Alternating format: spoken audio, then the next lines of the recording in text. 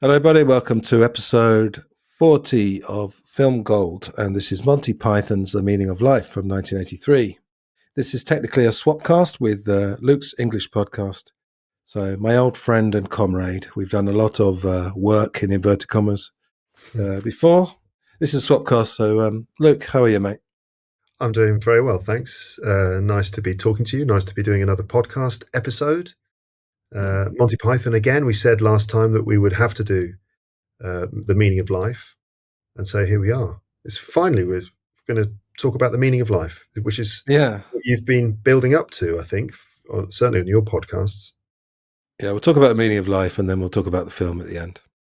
Yeah, right. Because there's not that much connection, arguably. Well, we'll see. It's loose, very loose, isn't it? Right. Can you just introduce for my audience? I know they know you already because we did Holy Grail, and Life of Brian will have come out in audio form.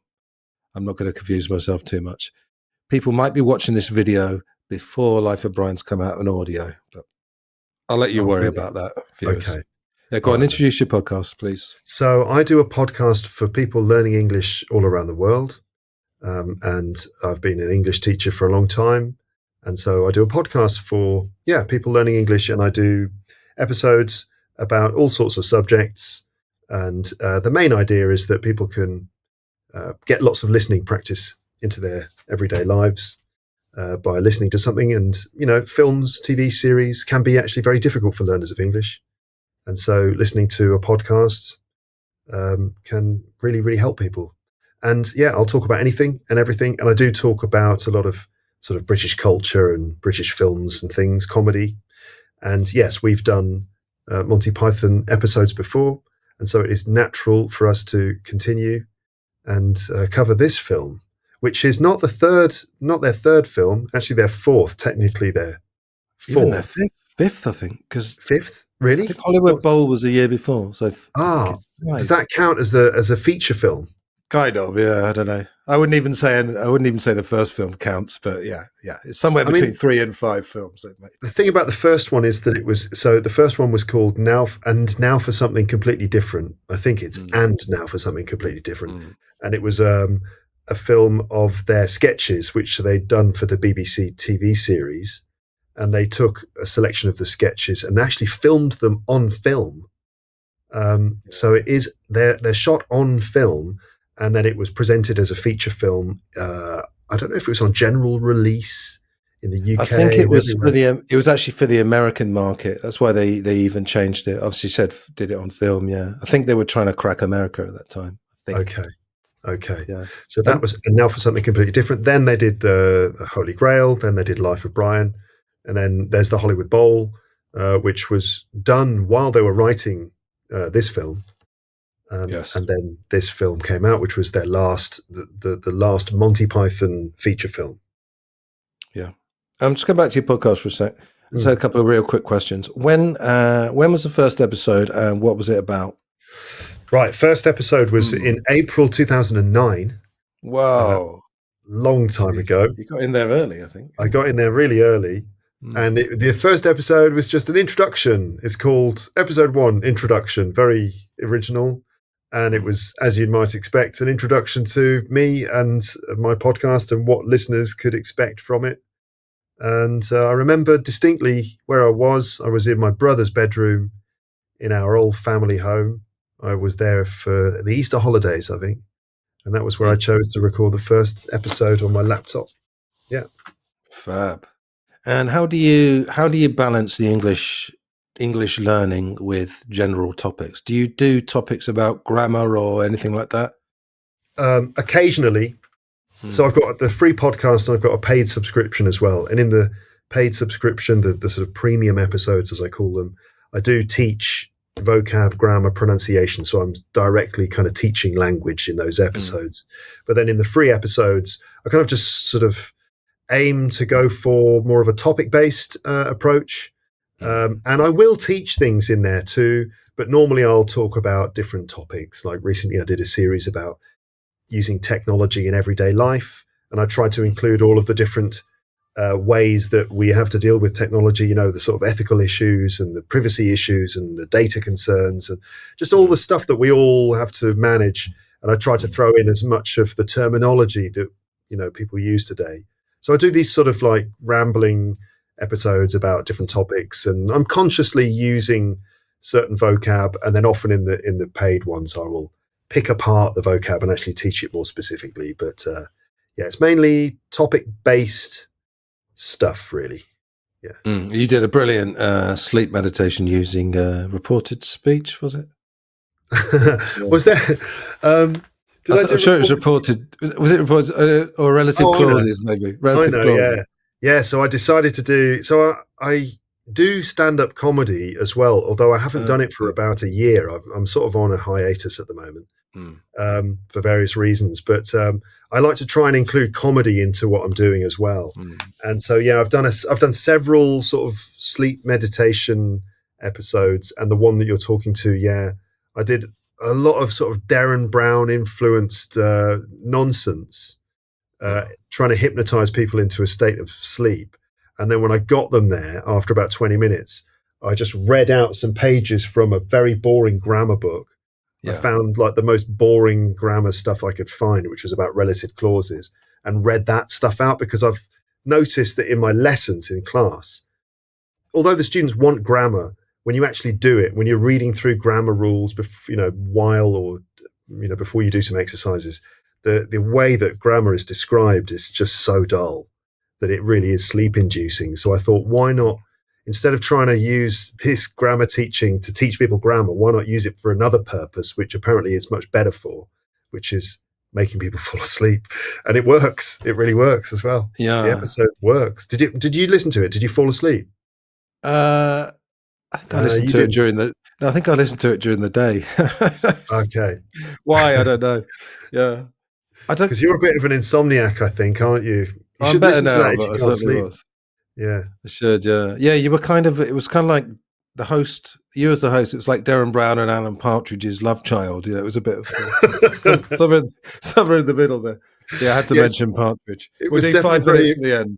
We'll talk about Partridge at the end. I mean, there might be a couple of like Coogan or Steve Coogan or Alan Partridge references as we talk about Monty Definitely Python. one, Yeah. But anyway, just that sleep meditation one, it was definitely influenced by that moment in I'm Alan Partridge where he's lying on his bed in the travel tavern and he can't relax and he puts his own meditation tape on. Oh yeah. I can't remember what he calls it, but it's his own voice and letting go with Alan Partridge. Letting go with Alan Partridge. Yeah. And it doesn't work and he still can't quite relax. But anyway, just those few snippets of Alan doing a meditation tape was just so funny that I had to do one myself. Yeah, I think we talked about that. It's the only time Alan was actually subjected to how annoying he is. And he got annoyed with himself and turned the tape off, which I thought was genius. But he also does that. He does do that when he goes off on these little sort of monologues in his own head, where, for example, he will pretend in his imagination, he'll pretend to call Chris Rea to invite him over for a barbecue. And then Chris Rea gets annoyed with Alan in his own simulated conversation. So whenever Alan talks to himself, he will always invariably end up having an argument with himself in some form. Yeah, it's something like, "Hi, Alan. Hi, Chris. Come over. Shall I bring the guitar? Prefer it if you didn't." It's stuff like that. You eat meat? Well, I do, but my wife's vegetarian. Oh, forget it. Yeah, he always says, the early Alan always said things like, "Stop it. Forget it." Anyway, come on. Monty Python's The Meaning of Life. Yeah, so I was sort of cursing the Pythons for putting so much in their film, even though I don't rate this as highly. So what we're going to do, without going specifics, we're going to talk about good and bad points. Okay, if you don't mind, I'll go first. I've just got three things I particularly liked. Number one, there are 3 or 4 scenes that are absolute top tier Python for me, no doubt. Number two, I think the acting. I didn't really think about this until I was watching it. I think I watched it twice, once with a commentary. I think the acting is possibly the best they've ever done. And it sort of makes sense because it's obviously later on and they've just developed over a number of years. And then the third thing that I was really impressed by You know, when we talked about Holy Grail and Life of Brian, Graham Chapman was the lead. And we sort of said that was great for him and he was brilliant as a lead, but he didn't really get to do much supporting stuff. I thought in this one, he was absolutely brilliant in all the supporting characters he did. Yeah. The bad things, I'd just say there's a bit of filler. You know, it's like an album where you've got 2 or 3 tracks that are kind of seem to be there just so they can fill out the album. And I feel like there's 2 or 3 bits. We'll talk about it, obviously, that are a bit filler. And then the other thing, actually, if you notice, I don't know why exactly, but there's a lot of French accents and a lot of American accents. And maybe you're the guy to talk to because you live in France. But I just find all that, I'm a French waiter. It seems a bit old hat now, but maybe that's just in 2025. I don't know if it was old hat. And the kind of dumb, I'm an American tourist. It feels to me like it's a bit old hat, but maybe it wasn't in 1983. But yeah. On. So good and bad. Go on. Yeah, so I'll start with the bad because I think that it's, I mean, everyone agrees it's not their best. It's probably their kind of least funny of their films, certainly. Like some of the scenes seem to be underwritten. It seems pretty uneven. There are some high points, but then there are some bits where I just didn't really get it at all, to be honest. And the general sort of energy level in their TV show and in the Holy Grail and on the stage shows, the live shows, there's just this amazing vibrance and energy to their stuff. But this has some pretty kind of slow moments where there's less energy. But I'm glad it exists. I think it's got some really interesting things in it. It's much darker, much more serious. It's more challenging. It's really quite weird in certain places. It's quite cinematic. It looks beautiful.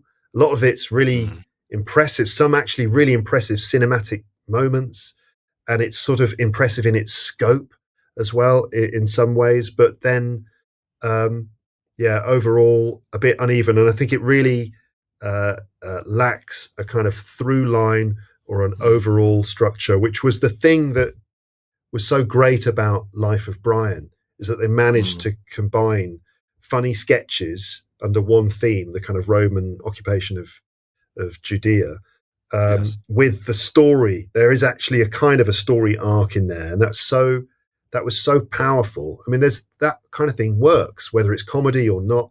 A storyline with a beginning, middle, and an end is just a structure that works, and it ties everything together. So if they'd found a way to create a more coherent narrative through line, it could have been much, much better. I think it was underwritten. Yeah, if I just comment on that, because I was kind of feeling like at the end of this recording, we'd reached that conclusion that was the thing that was missing. But I mean, we may as well say it now, that was what was missing. And there is actually a reason for that. As you know, John Cleese wasn't in the last series of the sketch show. And he was the one who clearly tired of everything a bit earlier than the others. And I think what happened was they had a long writing process. They went to the Caribbean, and John Cleese nearly convinced them all, why don't we come back and say we tried why don't we have a lovely holiday and then come back and say we tried really hard, but we just couldn't nail it. And he nearly convinced the others, but I'm going to get into a Python and Beatles comparison in a minute. So hold that thought. But okay. There were others in the group who were a bit more, well, I think we probably should do it. You know, they're a bit more than McCartney. We should do it. So, but I think the shorthand is that John Cleese kind of backed out at some point, and the others felt if they'd done a couple months more writing, maybe they would have found the key to make it as magical as the other 2 films that we've talked about. I think that might be the answer. What's the good about it? Go on, what's the good about it? What's good about it?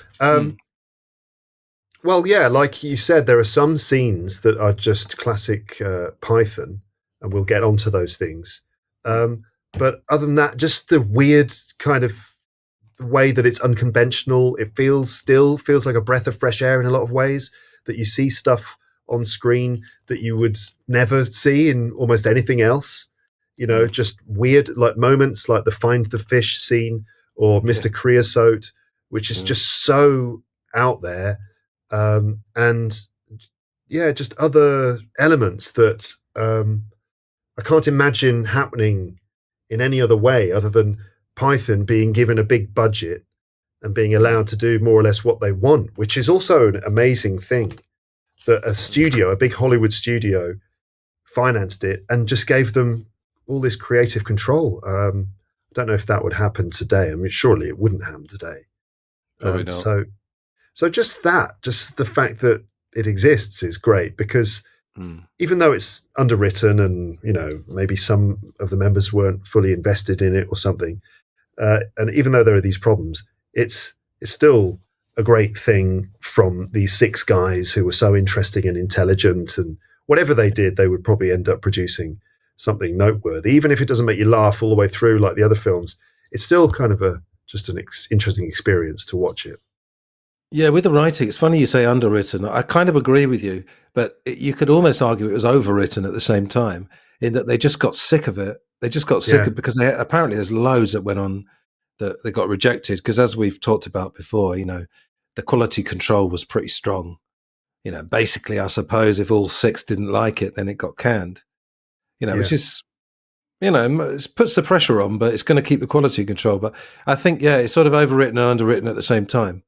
I think things aren't developed because they've done too much almost, I think the sort of the hive mind of Monty Python is perhaps its strength. It's like when all 6 of them were together, working on something together, and there were the checks and balances of the whole group working, together, that produced their best work. But I've understood, like from what I've read, and I've been listening to the Michael Palin diaries and stuff, that they found it very hard to get the 6 of them together. They did spend that time in Jamaica writing, which I think probably, allowed the project to actually happen.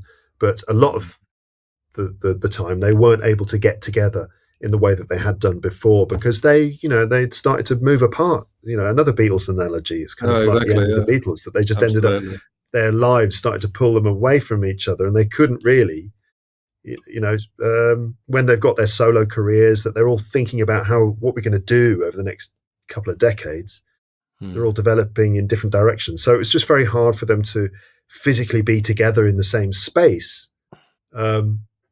And probably they were quite tired and a bit jaded and stuff as well. I mean, that just happens to you, doesn't it? You can't maintain the same energy and youthful enthusiasm that you had 10, 15 years ago. Yeah, absolutely. I mean, I guess they'd all hit. I don't know who the youngest was. Palin was born in 43, so he was about 40 when it came out. Cleese is a few years older, but they're all around somewhere between 40 and 45. And it did really feel like maybe, they could have done a film 15 years later, which would have been completely different, where they are playing as older. Because in this one, they're not really playing necessarily middle-aged. Obviously, there's one where they're school children. Yeah. So it does feel a little bit maybe like they're playing youthful characters, but they're all 40. Maybe. Could be that. I think they'd all outgrown it, yeah. Some more than others. I think Cleese felt that he'd outgrown it years before, but he liked Holy Grail. He loved Life of Brian. I mean, I think we ascertained that you're maybe a bit more of a Holy Grail guy and I'm a Life of Brian guy, but we both love both. Yeah. There's not much between them. Yeah. So, yeah. Right, just before we go into the plot, I gave you a bit of homework, because you're a teacher, but you have to do homework sometimes. Pythons as Beatles. So I've written down my comparisons. I couldn't find a place for Graham Chapman anywhere, unfortunately, but I've managed to five Pythons as 4 Beatles. So, go on. How would you match them up?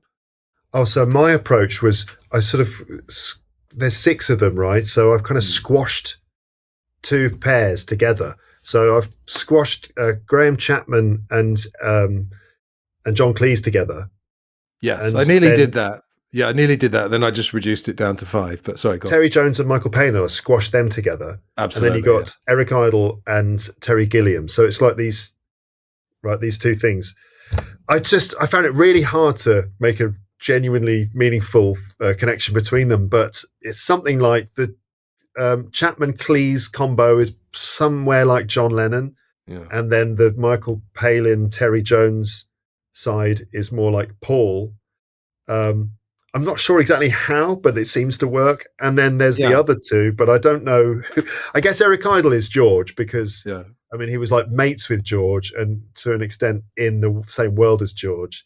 which means that Terry Gilliam is Ringo, but that makes no sense Uh, whatsoever, does it? I managed to find a bit of sense. Yeah, my list Okay. is basically the same. We didn't collude, viewers, listeners. Yeah, I've got Mhm. John Cleese as John Lennon, older kingpin figure, because actually Ringo was older than John, but of the frontline Beatles, John was always the older brother. Michael Palin as McCartney, nice, just a nice guy. Terry Yeah. Jones as McCartney, industrious, rallying the others. Oh, I think we should do another Python film. That kind of thing. Yeah. Eric Yeah. Idle as George, never the leader. I think you called him a wicket keeper, or he called himself that. Yeah. Terry Gilliam as Ringo, excitable, a bit apart from the others and not involved in the central creativity. So I think they did have something in common, that they're hanging around while the other guys are writing the main material. So I'm not sure it Okay, works, but fair dues. Although, Hmm. obviously Gilliam went on to have this incredible career and really sort of like developed into this incredible director. Whereas Absolutely. Ringo, Yeah. I mean, not so much. All right, careful. No, I'd probably agree. I love Ringo, don't get me wrong. I love Ringo Starr. Ringo Just Starr. not Well, they're the both way he involved in the thought. film business. Both involved in Yeah. the film business. There we go. I mean, Palin made a documentary about trains, and Ringo, well, it wasn't a documentary that he made about trains, was it? Thomas the Tank Engine is quite not exactly a documentary. Yeah, no, I'm clutching at straws. Yeah, but we did establish in the other two that there's obviously this kinship, and the famous quote, was it, who said that when the Beatles ended, they transferred their energy to the Pythons? Is that was George Harrison? Oh, George Harrison, right? Yes, yeah, yes. Yeah. There's definitely a kinship, even to the point that Pythons actually put out albums, didn't they, and went on tour and were basically rock stars. Yeah, So, yeah, and it was a lot of the same money. Like Beatle money financed Life of Brian. Of course, yeah, didn't it? Kind of. Yeah, and Led Zeppelin and Pink Floyd money financed Holy Grail. Yeah, that's right. Elton John as well. Yeah, yeah. Rockstar money is what financed their major films. But then this one, it's Universal Pictures, isn't it? Yeah, I think so. And so, as you said, they had more money. Yeah, I don't know how they managed that. I don't know how they got that deal, because they didn't actually tell Universal Pictures exactly what was going to be in the film, and that Eric Idle pitched the film to the studio with a poem. Did you hear about this? Yeah, go on. Yeah, I remember. Oh, what's the poem? Hold on, you just bear with me for a second, because I've got that poem somewhere. It's this, right? So there's everything in this movie. There's everything that fits, from the meaning of life and the universe to girls with great big tits. Which is true, to be fair. Oh, that was all of it, was it? That's it. That's the poem. That's the poem. Oh, okay, literally right. a 4-line poem that guaranteed financing for the film from Universal Pictures. Yeah, she said they had a bigger budget. Yeah, so and you can see that, because obviously part of the magic of Holy Grail was how cheap it looked. Of course, they really got away with it there. But just one final thing about the group itself. All I was going to say was that another kind of John versus Paul thing is that John Cleese said, "I've got a lot of energy, but it comes in bursts," which is obviously a very John Lennon thing. And he said Terry Jones is a guy with a steady energy, which is much more McCartney. As I said, the sort of rallying, come on lads, let's get together and do it. So yeah. I think the tension, obviously tension is required, but I think the tension personality wise was maybe those two. I don't know, maybe. That's what I've heard. Yeah, that they would often sort of lock horns over various things, Jones and Cleese. Yeah. I mean, I was going to say also the one final Beatles analogy in terms of albums. What is the equivalent Beatles album to this film, in your opinion? I suppose it would have to be Let It Be, although I've always loved Let It Be, but a lot of people just point to all the strings and the heavenly voices and everything, all the Spectre stuff. Mm-hmm. I suppose Let It Be. What would you say? I would say the White Album. Oh, yeah, maybe. Because of the way that there's sort of a disparate collection of different things that don't quite hang together, but they're kind of vaguely brought together by some sort of partially realized theme. Obviously White Album was going to be called A Doll's House, which makes a lot more sense, all these individual little rooms. But also the making of it, you got the with the White Album, we know that a lot of it was made separately by the different Beatles working on their own. And I think this is a similar thing, where while they were making it, they weren't all present at the same time. On some of the sketches they were, but there were quite a lot of sketches where only some of them were involved. And so it was rare that they were all 6 of them were there throughout the whole thing, unlike with their other films. Thought of another connection actually, because I don't know if you agree with this, but a lot of people find the White Album. They say if you listen at night on headphones, it's vaguely nightmarish. Obviously, Revolution 9 is quite nightmarish. And what you're saying earlier about this film is really hardcore. I mean, there's a lot of blood. There's obviously a very gross out scene, but in terms of sort of how well it's aged, and again, I don't mean that in a kind of woke sense, it's still hardcore. You know, Eric Idle called it a punk film, didn't he? It's got a certain energy, but it's really shocking. Like a couple of the Creosote one's a bit more comedy, obviously, but there's another scene which we'll obviously get to involving internal organs, which is like, whoa, that is hardcore. Yeah, still, and it's not necessarily hitting all the laugh. It's not really getting big laughs. It's more just a sort of unnerving thing, which I kind of think. I wonder, is that a strength, that it is kind of uncompromising and dark and challenging, or is that just the absence of laughs? Because, like I was trying to say before, they're such interesting people that even when they do something that's not that funny, it's not really a failure because it still ends up being macabre and interesting. Yeah, I think they're a mixture of comedy, but they're obviously trying to shake people out of their, I don't know, complacency, or show them something different. So I think it works on that level.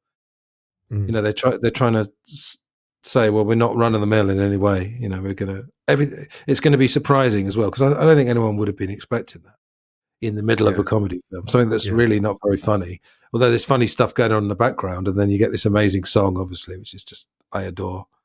I guess I'm still. I mean, this was watching it for this episode was the 3rd time I'd ever seen it. So, far fewer times than I'd seen the other things, and I'm just sort of maybe struggling to just get into the headspace of the film. And the more I think about it, the more I've watched it again. I've watched the film with a commentary track from the two Terrys, and the more I kind of get into it, the more I sort of start to get into the headspace where it's more of a sort of like 2 fingers up to the world. Really, it feels like this film. Right. Once you get into that spirit, then you kind of like, okay, I can enjoy this. Then this is more of an FU to everything, in a more of a cynical kind of 80s sort of way. You know, so this is the 80s. Punk. It's punk then. Yeah. You can say that middle-aged punk is coming from an attitude of like, oh, fuck off, everyone.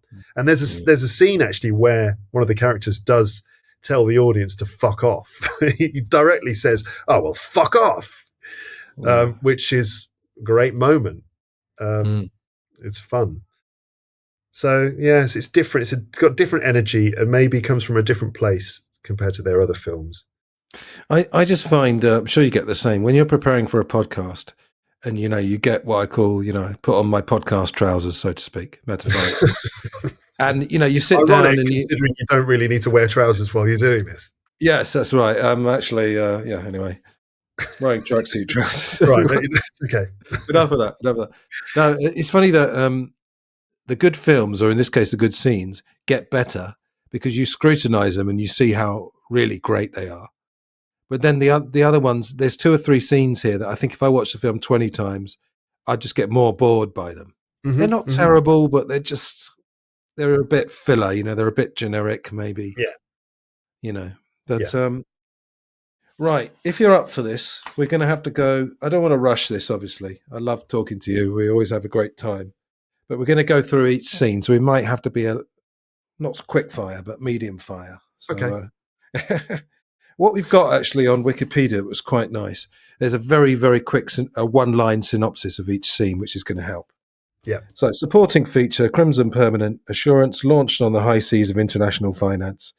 The synopsis for this was too long, so I haven't bothered with this one.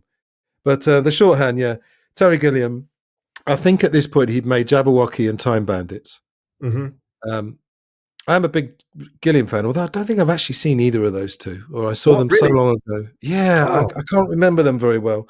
But what happened was, this is so Terry Gilliam, he was making a short, and then it just got longer and longer, and he spent a shitload of money. And the others are like, oh, hang on a minute, how much have you spent? $2 million on this? Is this 10% of the budget or whatever? I don't know what it was. Yeah. But anyway, little link back to when you were on Life and Life Only, and we did the corporation, because it's obviously about it's basically Oh yeah, about elderly guys who are getting taken over by the very big corporation of America, which I love. yeah. Um, yeah, what do you think about this one? Actually, think it's brilliant. This is one of the best things. In fact, maybe the best thing Oh, in the whole film, because it's just Terry Gilliam sort of getting right into his stride as a director. I just love Gilliam's directing style. mm, Just, I just, I'm so inspired by the way he moves the camera, and he's got such a kind of distinctive style. I tried to explain it before, I think, in our previous episode, but something about the composition of the frame, where there's characters on the sides that are very close up. It almost has a fisheye sort of lens effect to it. mm, A lot of movement of the camera through these spaces with characters coming in, a lot of action and movement, things flying out of windows, and yeah, all sorts of incredible stuff like that. So, and also just actually really ambitious, because there's a bit at the end of this scene where the whole building turns into a pirate ship and mm, sails away. And you think, imagine writing that and thinking to yourself, right, I'm now going to make this. I'm actually going to make a film about a building that turns into a ship and sails through the city. yeah. That is really ambitious. And he Yeah, he's did it. obviously not afraid of it. He's obviously not afraid of that, is he? Yeah. I'll just put a few notes here. I like the idea. There's one bit where he goes, you do this, and you put the kettle on, which is it's just so Python, So we're still in England, even though this is obviously made by an American. But using a receipt spike as a murder weapon, I quite enjoyed. And I like the song as well, because I go up to Liverpool basically every August, go and see Mhm. Rob Ager, among other people. Bit of Yeah. name checking there, because we both talked to him. Hmm. And I always have. It's become a tradition. Things become comfortable. I always have Monty Python Sings album when I'm driving to Liverpool. Now I associate it completely. So I love. Yeah. It's fun to charter an accountant, because obviously it's a double meaning of charter. Yeah. Sail the wide accountant seas. It's all tax deductible. We're fairly incorruptible. I love that. So, Fairly incorruptible. Yeah. fairly incorruptible. Yeah, which is almost a comment in itself, because it's saying that high end business isn't incorruptible. It's a bit of an in joke almost. And also, Mm. these guys, the Crimson Permanent Assurance, they're like the good guys Yeah, compared to the big corporation of America, who are completely corruptible, like just yeah, utterly corrupt, probably, even though they present themselves as being shiny and all this mm, stuff. But there's probably deep corruption, or a sort of mm, moral corruption at the heart of it, compared to the Crimson Permanent Assurance, who are much more sort of scrungy, funky sort of bunch of weird pirate old guys, and yeah, they are more honest about it. Yeah, we're fairly incorruptible. I mean, yeah. not completely. The other bit I loved was in like war movies, when someone's dying and they sort of say, "Oh, take this," they've got a pocket watch or something. They Yeah, give this to my wife or give this to my son. There's one yeah. bit where one of the accounts is dying and says, "Take this," and then another one's dying and says, "File this." He gives him a bit of paper and says, "Just before I die, please file this." Which I just, it's one of those little things that you don't notice unless you're really looking. Yeah, But, yeah, that's I love it. nice. Yeah. They obviously reappear, don't they? Hmm. Is there a bit of a flat Earth thing going on here? They sail into the Oh yeah. ledges of history before falling off the edge of the world, because they've got the wrong information about the shape of the world. Yeah, there is a little Oh bit of a god. flat Earth thing there. I wonder. Yeah. I wonder if the dedicated flat Earth guys, Mm. they must be so tempted to use that to somehow turn that into a bit of evidence for the Earth being flat. Like Monty Python knew, they knew. Yeah. They know Like, everything. no, I don't think they're being serious. I don't think Gilliam was being serious about the Earth being flat. It's more just a funny punchline to the whole thing, isn't it? Yeah, well, I guess I guess the conspiracy height in recent, well, till obviously the internet era, was probably the 60s and 70s. Mm-hmm. Mm-hmm. Yes. Can we move on? Quick intro. We'll do the intro and the opening song. So we've just got six fish in a restaurant, greet each other, then see their friend being eaten. This leads them to question the meaning of life. So I suppose this is very, very kind of weak, really. But maybe the fish are supposed to be the through line. They're commentating on what's happening, but that's Yeah. not going to really hang together. And then the opening song. Eric Idle with a French accent. Can you comment, as I said, because you live in France? What do you think about all the French accent? Is this a bit old hat by now? I am French. Come with me. I will tell you the story of my life. That kind of thing. I mean, yeah, it is old hat now, isn't it? I mean, I guess. I mean, Flight of the Conchords did it, didn't they, about 15 years ago? Quite well. The kind of that stereotype. I mean, it's the stereotype of the French person, stripy shirt, moustache. They're speaking with the outrageous French accents like this. But it's also a bit of a Monty Python trope, isn't it? Because you don't get that outside of Python that much. The outrageous French accent, but it's not a very realistic one. Although Eric Idle does live in France and lived in France, I think, at the time that this was being made. So maybe he has some license for it. But it's not just him. There's Cleese who's doing it too. Yeah, it's a bit old hat. I think these days you've got to be much more accurate. You've got to be more sort of authentic when you're doing accents. And I think a French accent is still pretty much acceptable as one of the accents that you can do. So yeah, a bit old hat, but not completely unacceptable, I think. Yeah, but I was wondering the second time I was watching it, I was wondering why is he singing with a French? Why is a French bloke telling us about the meaning of life? I didn't understand that at all. That seemed to be just an excuse to do an outrageous French accent. I don't know. Well, there are a few things in this film that were actually, you think, wait a minute, why is that happening? What's the, like they forgot to, like I said, it was underwritten. Some things I think are underwritten because they sort of forget to explain why this is happening. Like, why does he have a French accent? Maybe if he's a sort of philosopher character, you could understand, a sort of existentialist or something. But that's never actually established. So instead you just, okay, so it's just a French accent. I suppose he's being philosophical. So that's probably it. Yeah, there's a bit where I'm only going to jump forward once, but the fish about halfway through the film, so they haven't said much about the meaning of life. Yeah. And when I was watching, I was thinking the Pythons are kind of giving themselves an out, but it doesn't quite work. They're good at self-parody, and Rob Ager, of course, did that amazing video about Holy Grail being the anti-movie, I think he said. But it doesn't quite work here, because another one was an original idea for the film was that it was going to be a tax dodge and they all get arrested or something. But that feels a bit, I'm glad they didn't go with that, because that's a bit like, well, you haven't made a proper film, but you're giving yourself an out. And I possibly wouldn't let them off the hook this time. Yeah, because although we want a through line, a theme, an overall theme, we want a strong theme and a storyline. At the same time, sometimes a theme can be too restricting. And a film where they're in a court case for, like, I don't know what they've done wrong, and they all get executed at the end. You kind of think that might get a bit tiresome, stretching out that idea over 90 minutes or more. So yeah, but the fish coming back and saying, "Oh, they haven't said anything about the meaning of life." Yeah, they're basically kind of winking to the audience, going, "Look, yes," so almost like saying, "Yeah, sorry, we realise this doesn't quite do what it says on the tin." Yeah. I mean, I think that original idea is something about they're arrested for a tax dodge, but John Cleese actually said that someone had said to him after Life of Brian, if you make one more film, you'll never have to work again. And John Cleese, again, he's a bit like Lennon in that he's got loads of energy when he's into something, but he's very capable of being lazy. Whereas you feel like Palin and Jones, maybe they're just naturally quite industrious and hardworking, which Paul McCartney obviously is. That's why I made that connection. So that's good. That's a good comparison. I think you've done well there. I think you're onto something. Because listening to Michael Palin's diaries, as I have been, he does talk about the fact that actually Cleese, I think, managed to persuade them all to put the project off for a year. They were originally going to start working on it a year earlier, and he kind of said, "Look, I think we should just put this off for a year." He said, "I'm tired." He was saying, "I'm really tired." So yeah, you might be onto something there. Yeah, I don't think he's necessarily a lazy person, but some people are just better at not doing anything for a while. But of course, there is an argument now that productivity.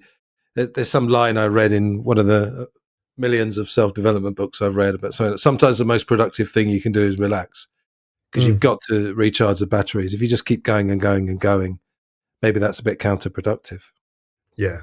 Yes. No, anyway, right, here we go. The Miracle of Birth. Maternity doctors ignore a woman in labour while trying to impress the hospital's administrator. Michael Palin again, just absolutely brilliant. I just wanted to note one thing. I noticed when watching this film, there's quite a few sort of semi-callbacks to the other films. And I'm not saying that they're repeating themselves, but the machine that goes ping is a little bit similar to the knights who say neat. Oh, yeah. You know, a little bit. But the machine that goes ping is fantastic. And I love the ping as well. Apparently they work really hard to get the right ping. Yeah. Ping. Yeah, they were searching for that noise. On the audio version, I'll just put the ping noise now. So, but it's interesting you make that comparison to the knights who say "ni," because that is a kind of a beat, isn't it? A sort of a comedy rhythm or something, a little kind of hook, and it doesn't really work, I have to say, as well as the knights who say "ni," where it's like every time they say we are the knights who say "ni," every time they say "ni," it's quite funny, even after all this time. But when they are saying, don't forget the machine that goes bing, every time they do it, I kind of think to myself, I see what you're trying to do, but it's not really working on me. It feels laboured every time they go bing like that. And I'm like, all right, yeah. Don't know why that doesn't work. I just liked it when Palin came in. He said, "Oh, I've seen you got the machine that goes ping." So he did it as well. That was quite funny. Yeah. I know what you mean. There's a fine line. See, I'm the opposite. When we did Holy Grail, I was saying I found the Knights to say "ni" really annoying as a scene, and I prefer this one. So it's interesting. Yeah, it's good that we don't agree on everything. Obviously. Yeah. I've just got here Cleese and Chapman just absolutely in their element. Just a brilliant double act. Just buzzing off each other. Obviously, they wrote together. I don't know if they wrote this one, but you've got the fetus frightening room, and then obviously it's a comment on. I know. I just said that really flippantly. That's quite funny, isn't it? And shocking. The fetus frightening room. It goes back to the days, obviously, when babies used to be drowned, didn't they? In some cultures, if a baby was a female, it was drowned because they wanted a male heir. I know. Oh God! And just the fact that childbirth arguably is a terribly traumatic experience for the baby, and that all these instruments and these bits and pieces that are involved might be terrifying. I don't know. There's something about the industrialization of healthcare, isn't there, in this sketch, about how they're focused mostly on the bureaucracy and the machines. These are the most important things, and the actual patient is an afterthought. And that might extend also to the well-being of the baby that's been brought into the world in this very technologically focused environment. So maybe the fetus frightening room sort of fits into all of that, doesn't it? Yeah, I should laugh at that. Doesn't Graham Chapman say to the mother, "Oh, you could watch this on video or something later. It's available on VHS or Betamax." He said you'll be able to watch the birth later on Betamax. Yeah, the two of them they play that kind of character so well. The sort of casual, upper middle class doctor, lawyer type characters. Yeah. They play those very, very well. Because they play the two who obviously we'll get to it later, but they extract the internal organ. They're almost near the same thing. It's just those two, and they obviously. I know John Cleese had a lot of problems with Graham Chapman when he was an alcoholic, as you would, but I guess Graham Chapman had been sober since Life of Brian, isn't he? So, yeah, maybe I think they enjoyed it, and they both always worked together. Yeah, there's even just together. Yeah. Sorry, go on. They were a writing partnership, so I guess they did have a certain kind of I don't know, like a closeness in terms of the writing. I think Cleese really respected Chapman as a judge of what was funny. Yeah, he wasn't he? Yeah, he said, "Oh, he'd make a funny noise." He'd go, "Ooh," if it was good, and "Ooh," if it was bad.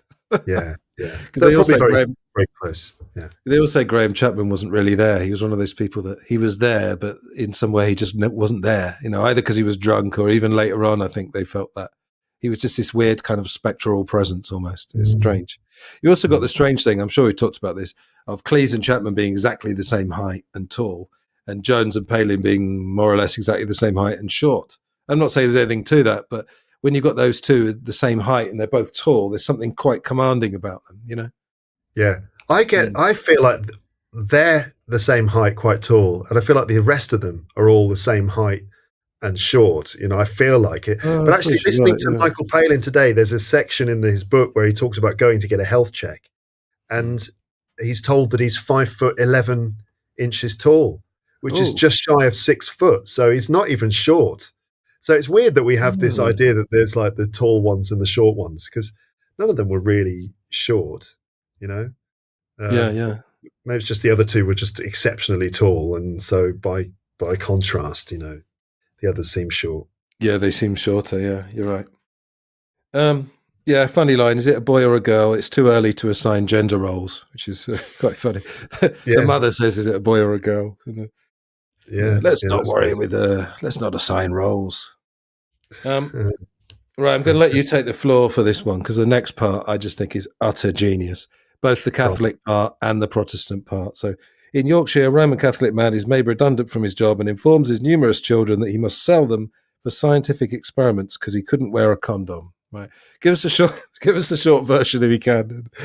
So the short version. Well, I've got to mention the bit at the beginning of this sketch which made me laugh out loud when I watched it, and that's where Terry Jones is, this sort of working class Yorkshire woman. She's got loads of kids around her. She's doing the housework. She's doing the laundry or something, and she gives birth to a child. So a baby like drops onto the floor between her legs. A newborn baby just drops onto the floor, and she's so busy doing the laundry that she can't even bend down to pick it up. And she just turns to one of her children and goes, "Oh, just get that, would you, Deirdre?" I didn't even notice that. Oh my God. Made me laugh out loud. But it's also pretty dark as well. Oh, of course. Just boom, this sort of, newborn baby. But, oh, just get that, would you, Deirdre? So, yeah, she's got about 20 kids. In fact, it turns out there are 63 children who walk out of the house at the end of the sketch. So some more than once, apparently. It's in reality, about 63 kids. Yeah. So this is definitely one of the best bits in the film. Palin plays the father. They're Catholics, and he says that he's got to sell all his kids. He announces that he's going to have to sell them all for scientific experiments, and they all go, "Oh," like that. And he blames the Catholic Church for not letting him wear a condom. And then, of course, the penis song. No, it's not the penis song. It's every sperm is sacred. Every sperm is sacred, which becomes a bigger and bigger musical number with extravagant dancing and a very expensive, very high budget. Apparently, this was the most expensive sequence in the film. Yeah, I bet. Yeah, it turns into sort of an Oliver number, because there's the 1968 version of Oliver, which was directed by Carol Reed. It's sort of based on that. There was even a version of Scrooge, the one with Albert Finney, in 1970 that took that. And then this obviously took the Oliver model of sort of high kicking and but it's weird. It's a weird song. It's so good because you've got sort of angelic parts as well. And the bit I found was so funny because obviously Python, a lot of it, we've talked about this a million times, about sort of juxtaposition or paradox, two things. So you've got a young girl singing "God loves those who treat their semen with more care." The young girl singing that in an odd angelic, "God love those who treat their semen with more care." You've also got like this is the thing I noticed as well. You've got an angel with a Brummie accent going, "Every sperm is sacred," or something like that. You never hear angels with a Birmingham accent. Yeah, I know. Yeah, great. Should we say hi to Sam Wales if he happens to be? Hi, hello, Sam. Another person we both work with. Yeah, I love your accent, Sam. Mate. But it's just so funny to have that. Yeah, we had that. Yeah, I mean, I think in Life of Brian, like you had a revolutionary group who were Welsh, didn't you? Yeah. So they love all that, obviously. So again, they're sort of they're using the things that they know work. So these weird juxtapositions, strange accents, but it's not. There's nothing here that you would say, "Oh, that's a callback to whatever." Maybe there is. I don't know. There's just one bit actually where one of the kids says "speak up" to Michael Palin because there's so many children he has to shout. And that's obviously a bit of a callback to the Sermon on the Mount. Speak up a bit. Speak up. Yeah. Right. Right. Yeah. Yeah. So about 60 children, you said. 63 children. Apparently, a lot of the kids, when they had no idea what they were singing about. And another fun fact that there is the line. What is it about? Is cock? He says one of those other things. on the end of my cock. They wouldn't let me wear one of those rubber things on the end of my cock. But he's obviously, Palin is singing this in front of a room full of some quite small children. So he doesn't want to say cock. So he actually said sock. And then they overdubbed it. You can actually notice the way that it's been overdubbed with the word cock, because the sound of his voice changes slightly. It's one of those moments of like dodgy dubbing in the movies, you know, that we used to get on TV, you know, whenever they showed a film on ITV or something, they would, you know, it was put on the TV in the early evening. They would cover up all the swearing with really bad dubbing. So, that's right. Well, we did Dr. Strangelove. And there's a bit where a guy says a guy could have a great weekend in Dallas with all this. And it was just after JFK had been killed. So they turned it into Texas. So they do exactly the same thing. And does the word Texas sound different? It's like a guy could have a really great week in Texas with all this. A little bit, yeah. I don't think you'd probably notice it unless it was pointed out. But when it's pointed out, you completely notice it. Yeah, absolutely. Right. Yeah, I mean, it was filmed in Lancashire. Obviously, I think Palin's family is actually from Yorkshire. But me, as an ignorant Southerner, I wouldn't be able to tell you a huge difference in terms of the accents. Obviously, they're totally different parts of England. But obviously, he knows how to do this northern voice. You know, oh, come on now, kids. You know, it's all that. He knows how to do that. Quite funny. Every Sperm is Sacred lost at the BAFTAs to Up Where We Belong from an Officer and a Gentleman. You know, love lift us up where we belong. So definitely a bit of variety there in the nominations, wouldn't you say? Yeah. I would have loved to have been in the ceremony, and you know, for love lift us up where we belong, blah, blah, blah, and every sperm is sacred by Monty Python. Yeah, that would have been a funny moment. Well, you know, this won the second prize at Cannes. It's actually called the Grand Prix, but it's nothing to do with Formula One. I think it's the Grand Prize, which is the second one. The Palme d'Or is a big one, and Gilliam's obviously still got that rebel spirit. He said he just loved watching the Cannes jury watching Every Sperm is Sacred. I'm like, what is this? You know, so he got a kick out of that.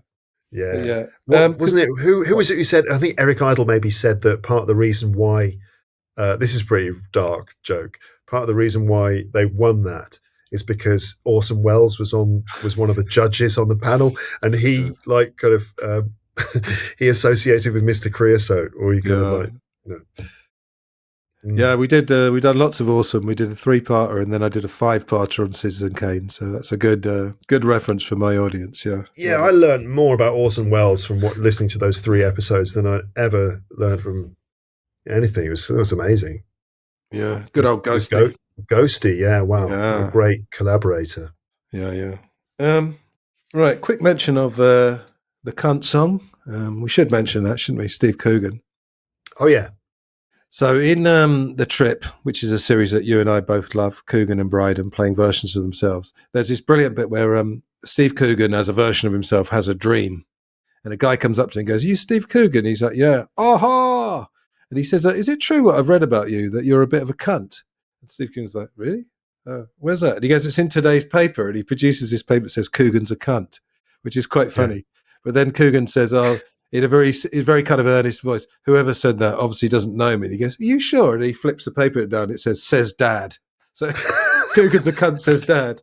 So that was the original thing, is just that. But then I don't know if it was a DVD extra, but we'll put it in the show notes. There's this whole thing that everyone's a bit of a cunt sometimes. And it's very Oliver / Every Sperm is Sacred. So have you seen that? Yeah, I've seen that. Yeah, and it becomes a big dance number where they're in the street dancing and stuff.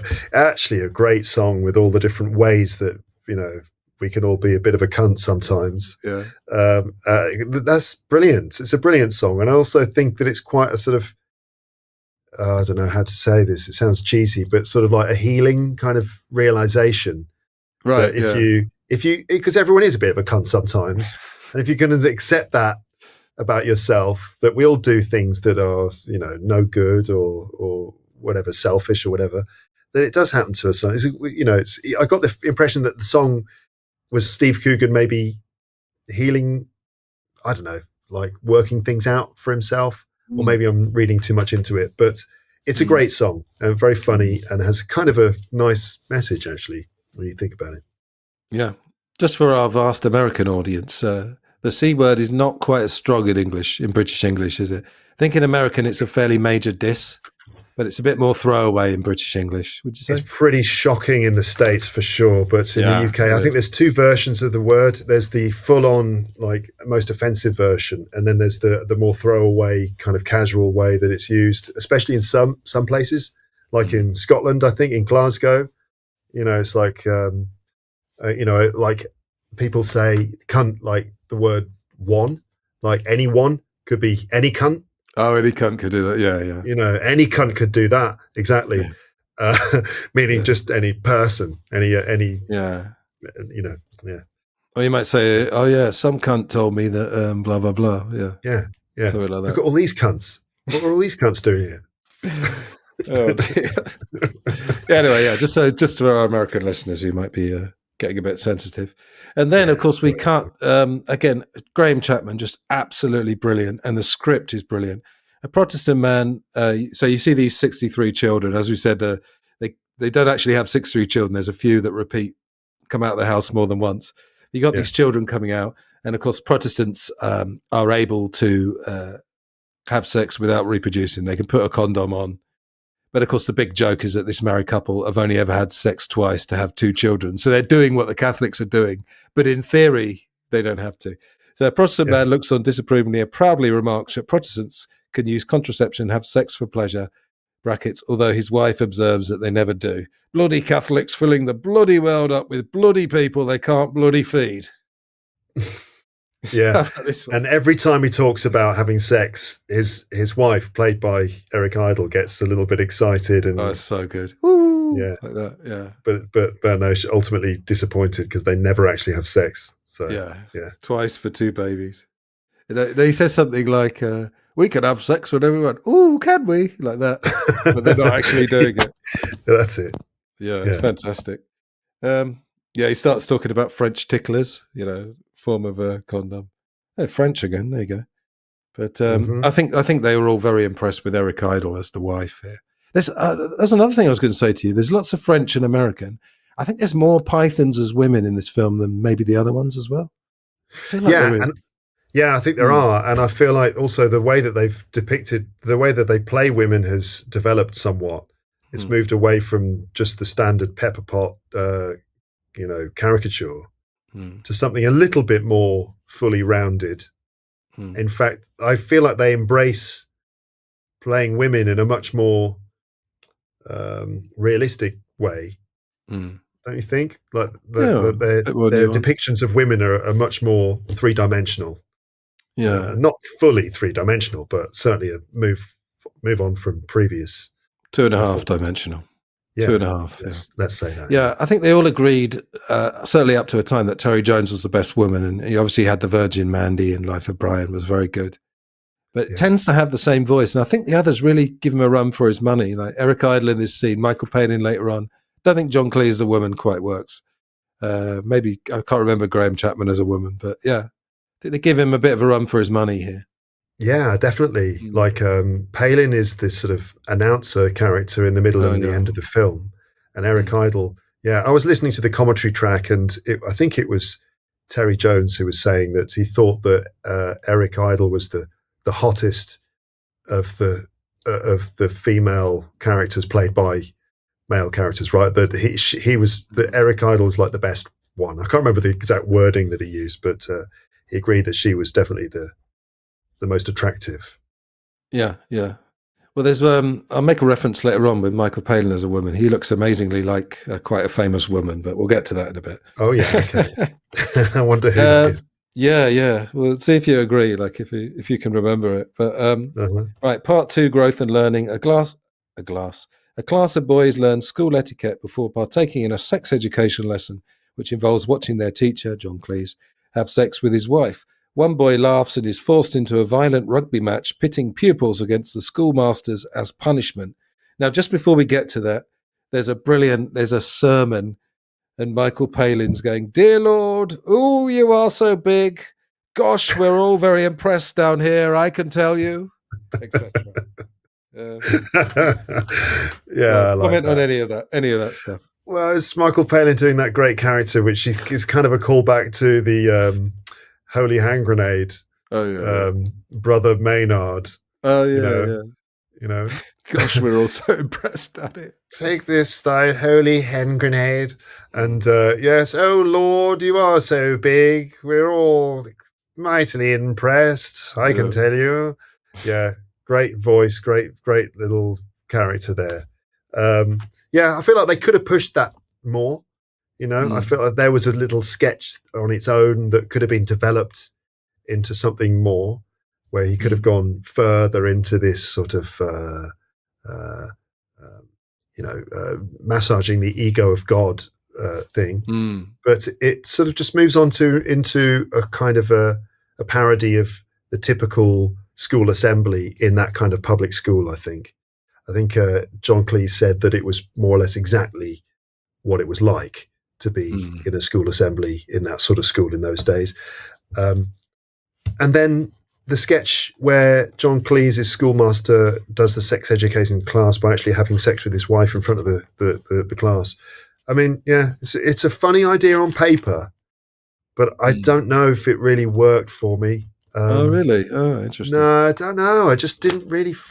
I didn't find it had the actual jokes in it. I don't know. The idea is interesting, but in practice, I just found that it lacked pace or something. I don't know. I'm not commenting on his approach to sexual relations with his wife there, but I just mean that the material. That's interesting. It's pretty brief. That's the thing. I was surprised. I thought it went on a bit longer, but there's almost nothing in it really. I mean, it just goes straight to this rugby match. But the funny thing is, I suppose he's sort of saying, the whoever's have invited us for dinner as they're undressing. It's very matter of fact. If I could just quote one bit that I absolutely loved. So the sex education lesson is following on from the previous week. So obviously you've got all these guys, including middle-aged pythons in the class. Yeah. And he goes, did I do vaginal juices last week? Name 2 ways of stimulating them. And someone says rubbing the clitoris. He goes, what about a kiss, boy? You don't have to stampede straight for the clitoris. Just quite funny. Yeah, fair enough. Yeah, the way he delivered it was funny. Yeah. No, I mean, it's pretty brief. I mean, the pythons do look a bit weird. I know the joke is that they're 40-year-old men as school children, but it actually looked a bit weird. It almost grossed me out a little bit. Them watching John Cleese having sex with somebody. Yeah, right. A bit weird, isn't it? Definitely. Yeah, I found it pretty awkward.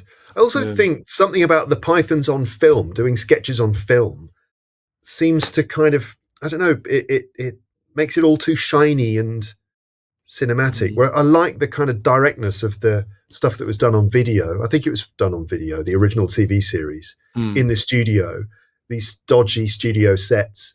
There aren't as many camera angles, so they're not cutting from one character to the other, but they're all in the same frame at the same time. There's more of a sense that it's almost happening live, and just the energy is different. It just has a sharper, faster sort of energy. Whereas done on film like this, just everything's a little bit slower, and so it just takes something away from the timing.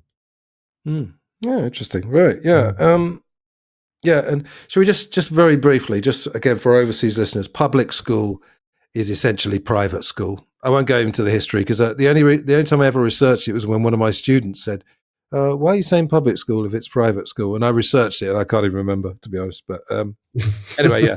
So what they're talking about really here is in the rugby match, which is masters against school children. And this guy, I think it's Terry Jones, who called out in the class, just gets absolutely pummeled by the teachers. And the mud is a slight callback to Holy Grail, perhaps just a little bit. But they're really talking about the brutality. I don't know if it's supposed to be a boarding school or just a public school. I wasn't sure. But anyway, I mean, if you've ever read, I don't know, if you ever read the Roald Dahl memoir called Boy, have you got it? Yeah. I read it actually at school. Yeah, it's so brutal. And there's very weird homoerotic stuff goes on as well. That's a whole other story. But boarding school, I mean, essentially, Stephen Fry, for example, was just packed off to a boarding school at 7 years old across the other side of the country, you know. And in his memoir, he's almost like, well, I don't exactly know why I did this. I know, get a good education, but it's absolutely brutal. So they're showing that at least. I think something about the conditioning of the kind of ruling class, that the kids, there's this loveless sort of brutal environment that they are thrown into at the age of 7 or 8 or something, when they're shipped off to boarding school, where they are routinely bullied and hazed and stuff by not only the other kids but by the teachers. And these are the people who grow up to become our leaders, the masters of industry and the politicians, the heads of state and stuff. And it's a very strange thing. It's interesting that this cuts from this situation to World War One. The mud of the rugby field becomes the mud of the battlefield.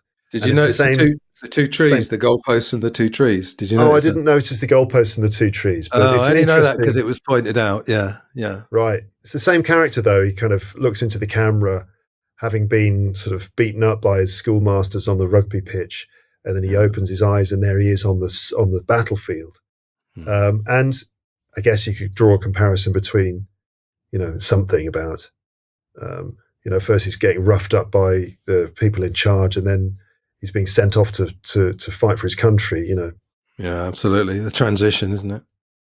Yeah. It made me think of Boris Johnson, actually, that scene where the rugby masters are all slamming into these boys on the rugby field, because there's that clip, isn't there, of Boris Johnson playing rugby at some sort of event, and he gets the ball and runs towards the other end of the field, and he absolutely smashes into a young lad. He can sort of totally takes him out, just barrels into him. And there's another one where Boris Johnson was playing football at a charity football match, and he sort of did this mad flying headbutt into a German player. He just does this crazy flying headbutt towards this player, completely takes him out. So I couldn't help thinking of that, just like rugby players smashing into young lads on a field and being really violent, and the public schools situation. Just thought, Boris Johnson, yeah. I've never seen that clip. Yeah, I'll find it. I'll put it in the show notes. Yeah, if it's available. Yeah, great. Yeah. Yeah, the thing about the goalpost, I didn't notice this. It's Terry Jones pointed it out, but they go from the goalpost and there's two trees on the battlefield that looks roughly like a goalpost. So it's probably something you kind of subconsciously notice, but it's a transitionary thing. They managed to create a sort of vague through line connecting them.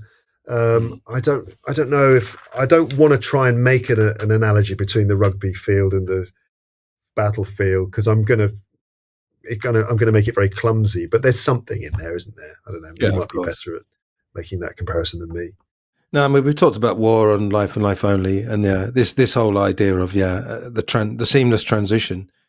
Because again, won't go on this tangent, but the original schooling system, which we're basically still using, was designed for people to go seamlessly from the school to the factory. That's why you have bells and you have to put your hand up to go to the toilet and all that kind of thing. Mm-hmm.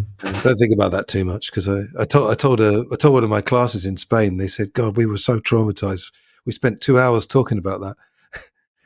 Just the whole idea of everything's already designed. The system is already designed for us to sort of be seamlessly. I don't know, pawns in the game, if you like. Sure. Yeah. Let's not think about that too much. Okay. So the next part: during the Battle of the Somme in World War One, British officer tries to rally his men during an attack, but they instead present him with going away gifts. I've noted also a card covered in blood. That was quite an interesting time. The soldiers slowly get shot as the officer insists on eating the cake. They get a table and a tablecloth out. Then they cut to Graham Chapman as an officer, and we're sort of seeing that was actually on a screen. So that's almost like a movie within a movie. But I'll just give you my thoughts on this. Again, this seems very old hat now, this idea of giving out presents and then each soldier being shot one at a time. But maybe it wasn't. I don't know. What did you think about this scene? I think it's something. It could be a comment on the kind of sentimental romanticism that you get. Oh yeah.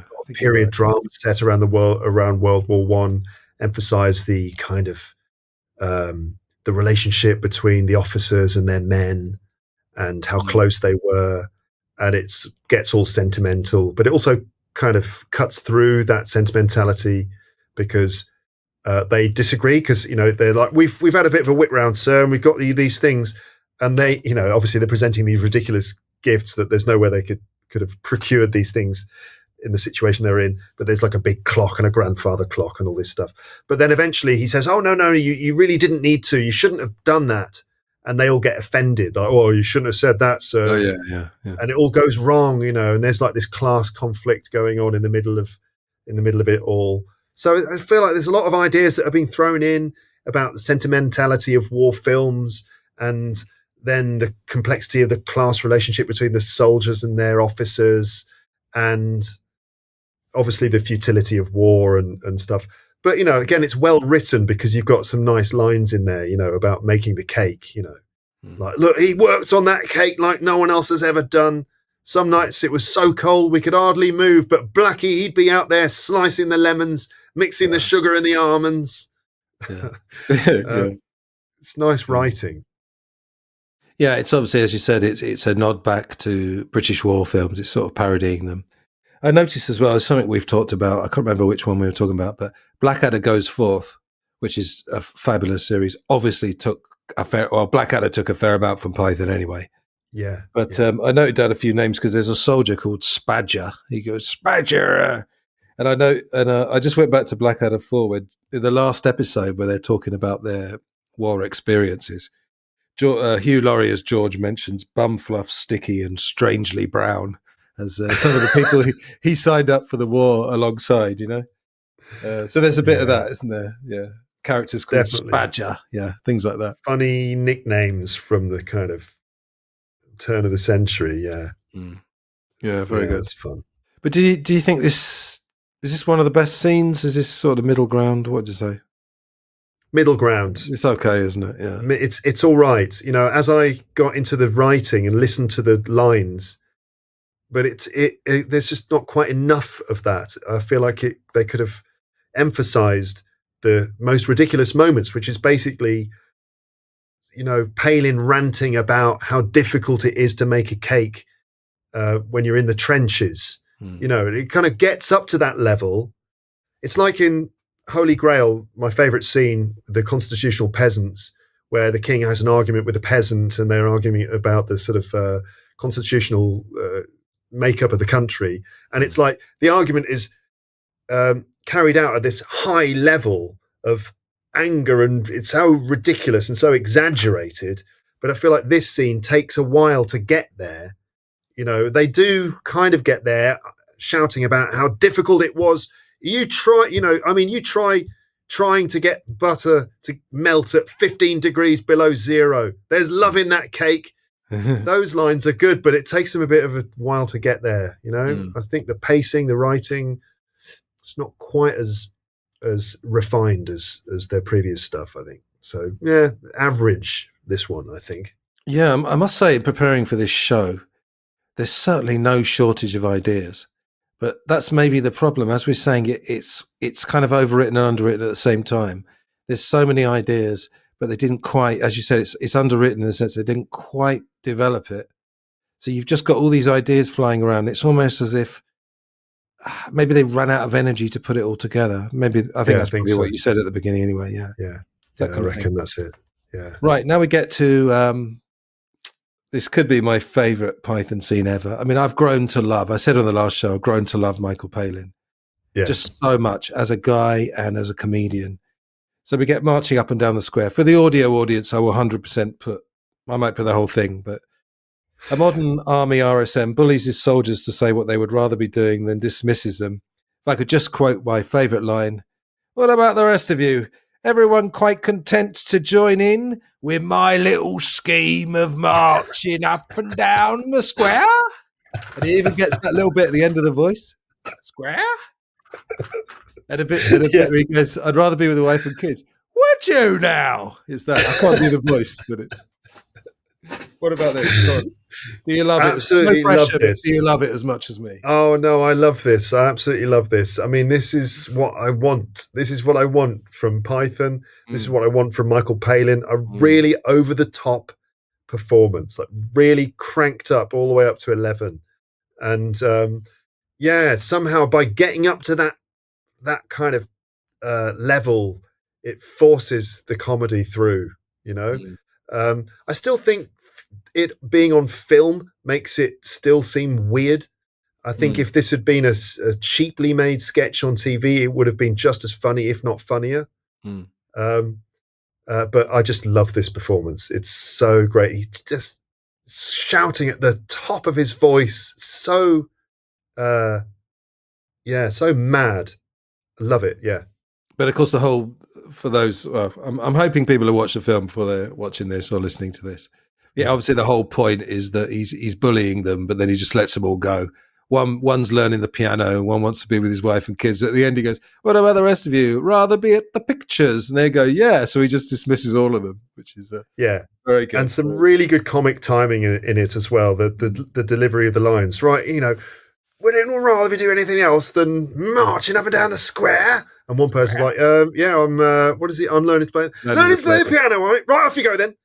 Just the way he dismisses him so quickly. Yeah, but it's got everything really we love with Python. Yeah, as again, like the irony, the juxtaposition, whatever you want to call it.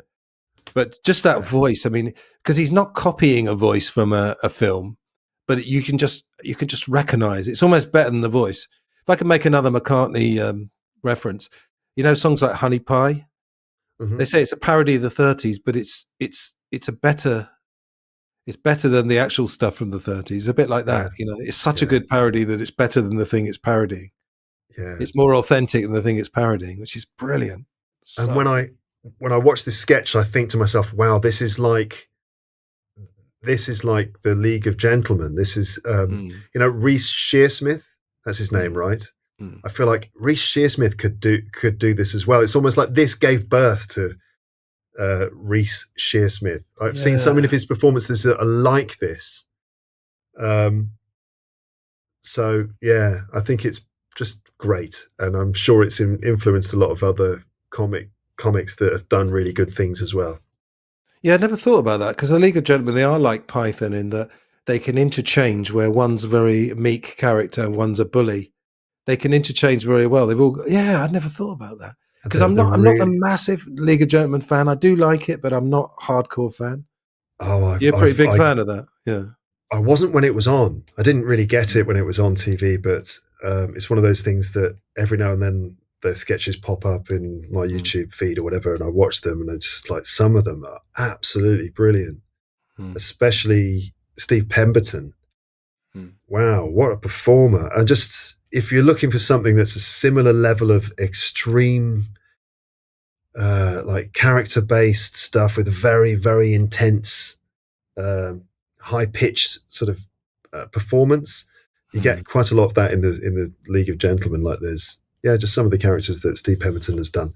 Like there's one who is he runs, what does he do? He runs a shop or something, runs a small shop, small business. He's a Greek guy or something, and he's got two sons. And there's like a very small melodrama between him and his two sons. And it's really, really well done. Like this little kind of stage, like something you could see on a stage, but it's done in a little warehouse, empty warehouse. And the performance is so melodramatic and so over the top, just brilliant. They did one on stage as well. They did the League of Gentlemen stage show, and I think you can watch almost all of that on YouTube. Oh, I think I've got the DVD of that with Go Johnny Go Go Go Go, the card game and everything. Yes. Is it that one? Maybe it's a different one. I can't remember, but it's interesting. They're almost, let's not go on that tangent, but they're a bit like, the thick of it was an update of Yes Minister with more swearing and updated. It's a bit like that, I think. Because obviously, as we said, some of the stuff in this film, Meaning of Life, is very hardcore. But I suppose as time goes on, you get a license to be more outlandish, Yeah. So I guess they're carrying the torch almost, aren't they? Mm-hmm. Right. Okay, next bit. We're rattling along at a good pace here. I'm loving it. The Anglo-Zulu War. Just a quick aside. Apparently, Michael Caine is in here somewhere. Of course, the joke was that not the joke, but the thing was that he made Zulu. That was the film that made him. Again, I'm not sure if this is old hat in the 80s or just old hat now, but the thing about, it's almost like the flesh wound thing. It's almost like you've got a terrible injury and you just write it off as nothing. And I think they're commenting on the kind of nonchalance of the higher ups in the army. Yeah. Where they lose 2,000 men and, it's not a big deal. I mean, in Blackadder 4, you've got they've got the toy soldiers, and he's sweeping them into a dustpan, Field Marshal Haig, if you remember that. Yeah. So what do you think about this bit? This scene. Well, like the way it starts with shots of the fighting with the Zulus, and then it pans across, and Cleese is there shaving, and he sort of strolls into the tent. I mean, that's a magnificent bit of cinema, with the battle in the background and the casualness of his character in the foreground. That's really cool, and it's a good performance. The way he's shaving, it's just he's very casual about it and very particular about shaving properly. So that's good. But then the sketch begins, and although I like the performances, again, as we've said, the acting is great. So the performances, they're much more confident at performing these days. But I think that as a comedy sketch, it's not really very good. Yeah, What you pointed out about the it's only a flesh wound, that joke has already been made. They did that 2 films ago, and they did it as well as it could be done. And so it's more or less the same joke, although, it's, as you say, it's about the casualness of the upper class, soldiers and stuff. Oh, it was a bit of a flesh wound. Oh, he's lost his leg. Okay. It's not that funny. Yeah, it's not brilliant, but Graham Chapman sort of rescues it. Graham Chapman as a doctor, as we know. I don't think he was actually a professional doctor. I think he trained to be a doctor. But I think his comedy career, I don't think he was actually a doctor. But he qualified, but he never practiced as a doctor. Yeah, he never practiced, yeah. But I do like, let's have a look at this one leg of yours. And he says, if you're playing football, try and favour the other leg. Yeah. And Eric Idle's going, I will. And Eric Idle goes, it'll just grow back, will it? And he goes, well, I've got some bad news for you. So Chapman is brilliant. I do love him in this film, the whole film. Yeah. But for me, the best bit there is when it turns to Eric Idle. And Eric Idle is remarking that if he'd killed someone, he'd be locked up. But over here, they give you a medal for it. Yeah. Do you remember I was saying that I felt like the sketch show didn't have enough social commentary? And Grail, and particularly Life of Brian, did. This is what I like in Python. Yeah, he's Scottish soldier. If you kill someone at home, they put you in jail. Here, they give you a medal. That seems really obvious now, but I don't think that would have been so obvious then. I don't think people would have thought that in those days. I don't know. So yeah, it's good, isn't it? Perhaps not. That's a good bit. Yeah. Yeah. What else have we got? Yeah, the whole thing that they're looking for a tiger, and they find 2 men in a tiger costume. That just goes on too long. It's not bad. This is definitely one of the poorest sketches in the film, because, like I said before, about they forgot to explain why. I mean, what's the subtext here is that these 2 people are exploring the jungle and stealing people's legs, but why are they doing that? Yeah, that's never really explained explicitly. So instead, you get this sort of comic device where they're pretending not to have stolen the leg, but actually they have. With excuses. Yeah, but then you're like, well, yeah, all right, I see what's going on here, but I see the mechanics of this, that they're coming up with excuses that blah blah blah, and they're not doing a very good job of it. A bit like in this TV series where Michael Palin is a smuggler, and he's a really bad smuggler. So Cleese is going, so have you got any any clocks? No expensive Swiss clocks. No, not at all. And he's doing a really bad job of hiding the fact that he's smuggling clocks. Similarly, these 2 are doing a bad job of pretending to be a tiger. But why have they actually stolen his leg? That's not clear at all. So it sort of doesn't really work. It's not too bad.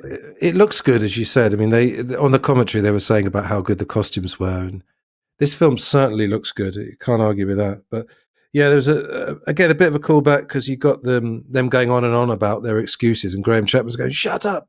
And that felt a bit like the peasants in Holy Grail, as Arthur, he's going, "Shut up! Oh, telling us to shut up, are you, or whatever it is? Will you shut up? Oh, look at him oppressing me. Did you see that? Yeah, that kind of thing. Who are you, king? I'm your king. Well, I didn't vote for you. It's all that. It's just a bit better it's just better in that film, I think. Yeah. You understand the motivations of all the characters. You understand why everyone is doing everything, and the way that their completely different motivations clash with each other. That Chapman's on this holy mission to find the Grail, and the other 2 are like, we've got some lovely mud down here, Dennis. Yeah, Dennis. Yeah. Yeah, they haven't got any. Did they have any funny names in this film? I don't think they did, actually. No, because a peasant called Dennis is, and in Life of Brian, they're quoting from the Book of Cyril. I love that. I love all those names. Yeah. All right.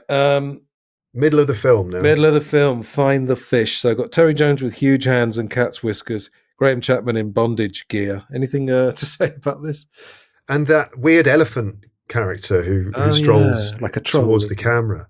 Hmm. So apparently that mask, that elephant mask, which is pretty unnerving, pretty weird, looks quite realistic.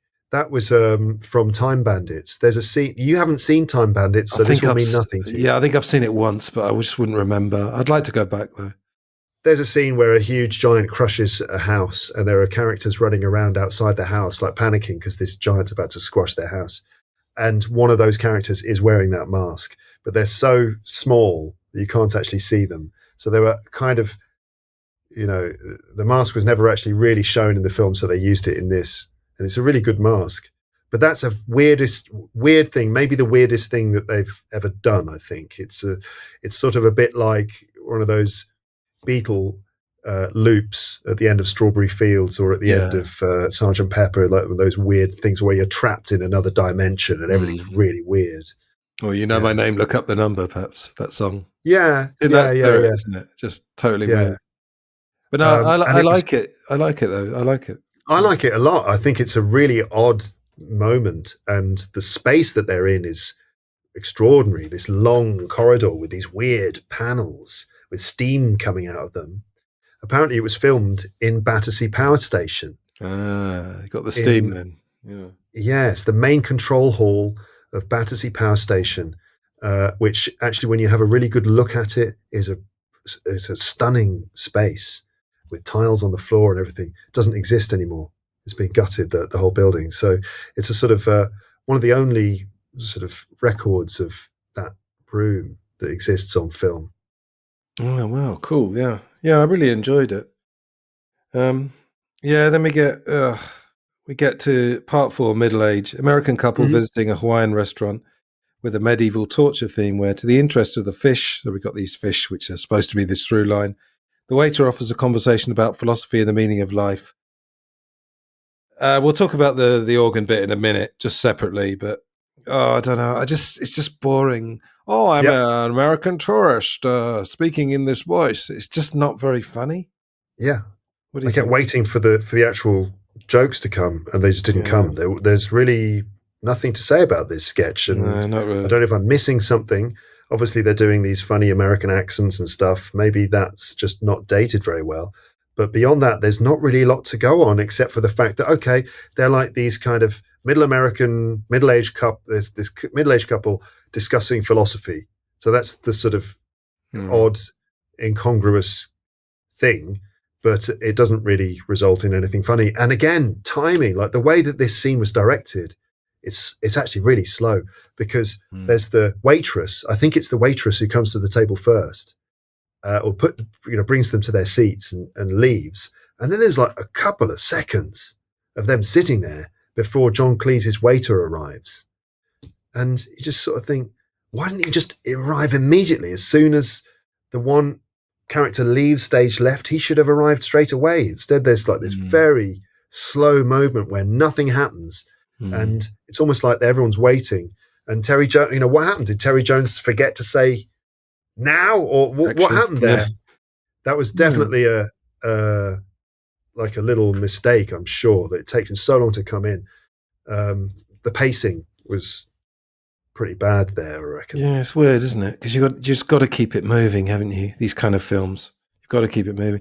I mean, with the accent, it's not that I find it offensive, but it's just like doing a German accent that sounds like a Nazi, or doing, as I said, I suppose a French accent is still quite funny, but it just feels lazy. Like they could have come up with some American.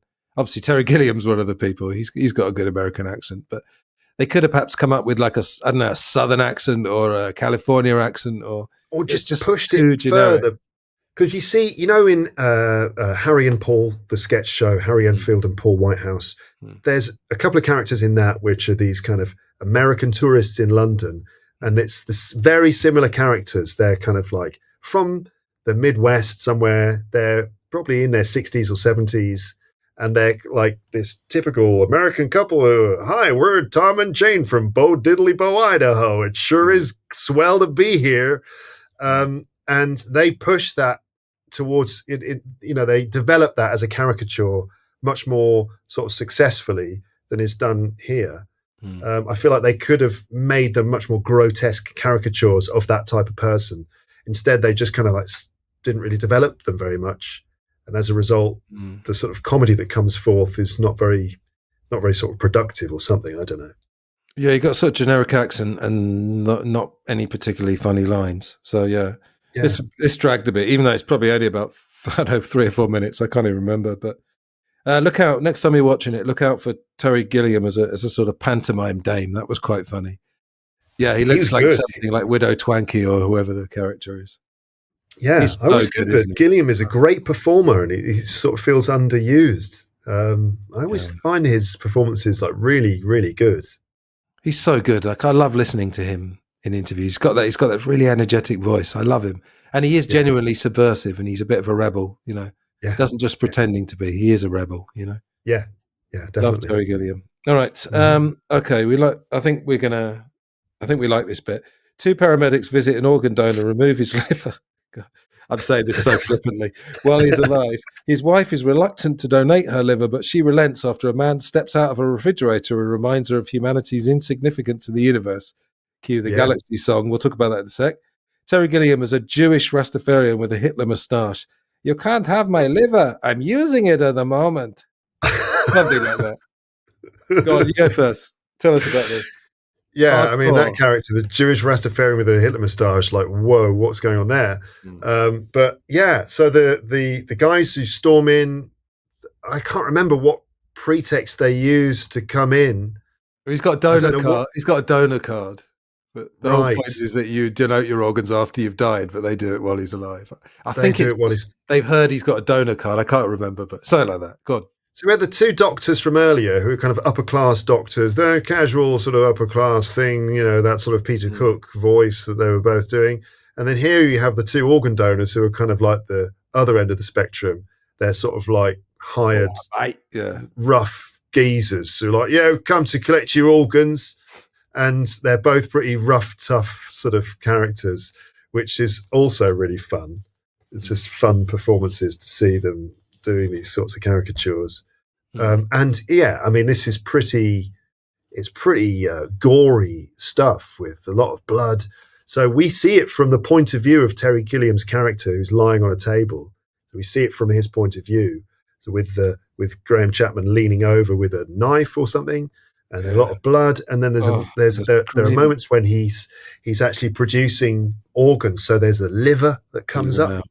And it is a real liver. I mean, obviously, I guess it's not a human liver. I don't know. It must not be Terry Gilliam's liver. We can tell you that. No, it must be a pig's liver or something like that. But there is a wobbly liver with all bits of entrails coming off it and a lot of blood. And you can actually see Graham Chapman clearly has picked this liver up from the side of the frame.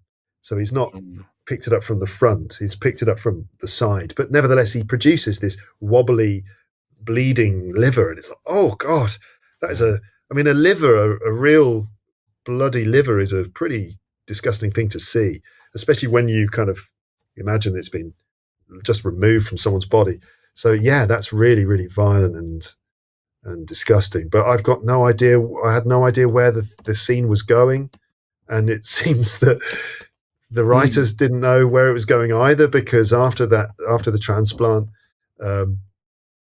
Cleese's character wanders into the kitchen with Terry Jones's character in drag, and he's there's like this sort of romantic undercurrent going on where she talks about how she's a widow now, and he's saying, oh, do you ever get lonely? And she's like, oh no, I've decided that I'll never be with anyone ever again. He's like, oh, that's a pity, because so there's this weird romantic tension going on, which is quite touching in a way.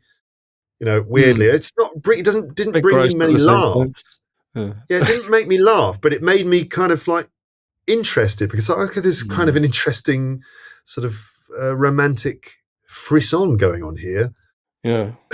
Just before we get to the song, just want to make a couple of comments. The screaming, presumably that's Terry Gilliam. It's obviously dubbed on. The screaming is really good, like good as in shocking. Yeah. I mean, it's horrible. That screaming, it's like a screeching. If you notice, John Cleese is actually almost throwing up the character he's playing is throwing up as Graham. He's like for the Yeah, I did video see audience. that. Yeah, Yeah, he looks I like he's going couldn't to tell throw if up. he was doing it on purpose or not. There's a few moments of few references to people being sick. Obviously, there's the scene in the restaurant later on, Yeah. but in terms of throwing up, yeah, and also Cleese going back to the tiger sketch, he was apparently very sick during that one, and he kept having to leave the tent to be sick. Mm. But yeah, so yeah, the disgustingness.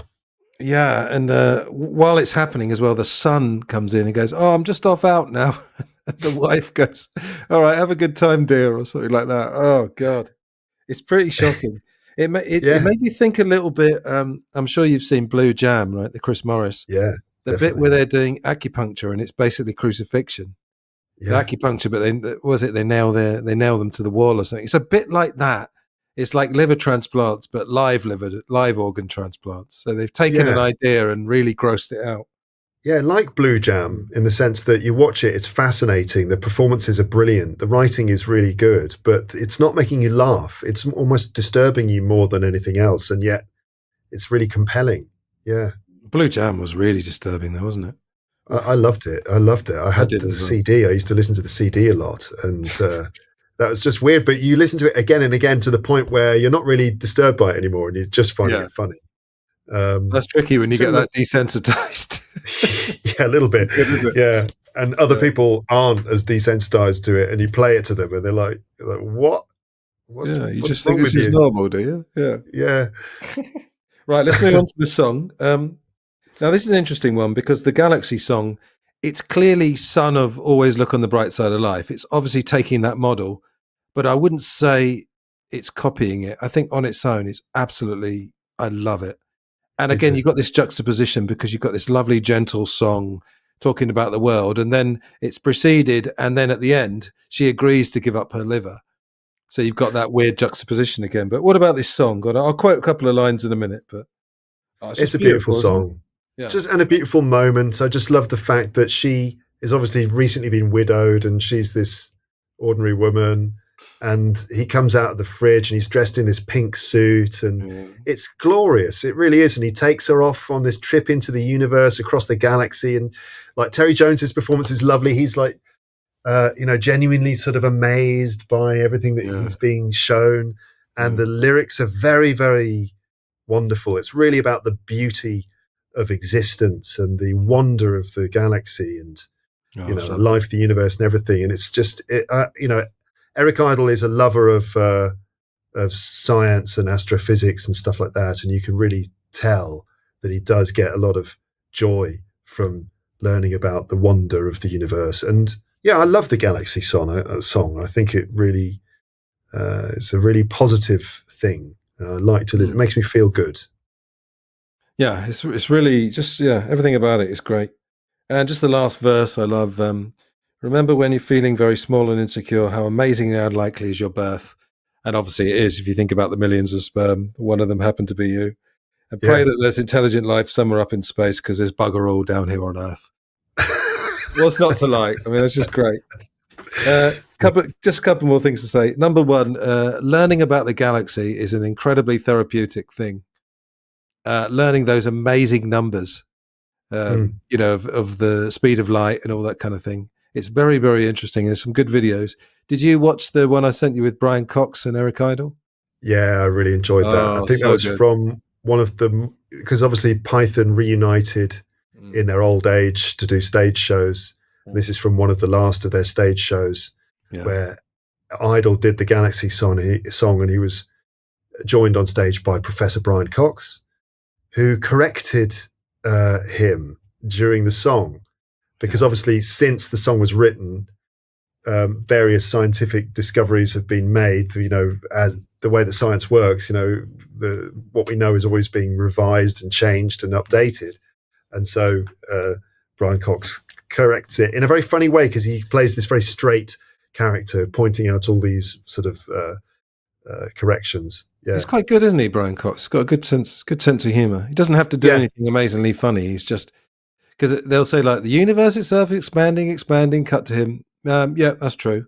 And then he goes 3 million miles away, and he goes, well, actually, it's not that far. It's that kind of thing. It's good. Yeah, and some parts where Idle was completely off, like saying the speed of light was 300. What was it? 300 light years a It minute. was 300 miles a minute, and then they got the lyrics wrong, hadn't they? The lyrics weren't that, or something like that. It's 12 million miles a minute according to the proper version of the song, but he said 300 miles a minute, and Brian Cox was so kind of disdainful of this inaccuracy. But it's something. I mean, these numbers, though. I mean, it's something like 300,000 miles a second. I think that's the real. Mm-hmm. Mm-hmm. Just think about that. Yeah, that is insane. Insane. It is. I'll put a video in the show notes. The universe is way bigger than you think. You should watch this. It's amazing. I love all that stuff, and I always try and teach my daughter. She probably finds it very boring, but I'll say to her, how far away do you think the sun is from the Earth? And she's like, oh, I don't know. Like, how long would you reckon it would take to get there? And I'm saying telling her these things I'm finding online, saying it's like this many light years away. And I was like, do you know what a light year is? And I have to say it's like the distance that light travels in a year. So how like when you flick on the light switch, how fast the room lights up. Anyway, it's fun to explain that stuff to her. It's kind of mind blowing, isn't it?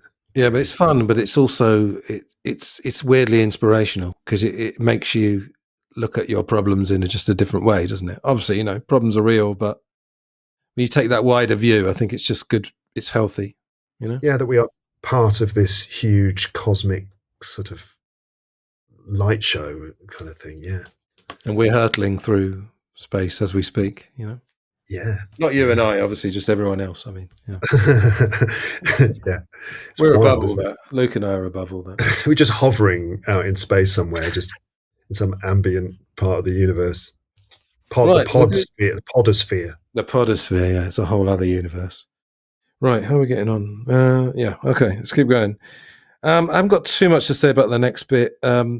We've got the very big corporation of America. The joke is really that the Crimson Permanent Insurance are doing this. But again, I have to say, Holy Grail, they were referencing, this is a guy from 3 scenes earlier. I feel like this has been done. We interrupt the film to apologize for this unwarranted attack by the supporting feature. If you remember the beginning of Holy Grail, the people who are responsible for these subtitles have been sacked. The people responsible for hiring these people. I feel like this has just been done. But it's okay because it's only a couple of minutes. I think that's actually been reverse engineered because I think what happened is that originally this was where the Crimson Permanent Assurance scene was supposed to arrive in the film. Yes. But because Terry Gilliam got so obsessed with it and worked on it and developed it and spent more and more money on it, it ended up growing to become 15, 16 minutes long.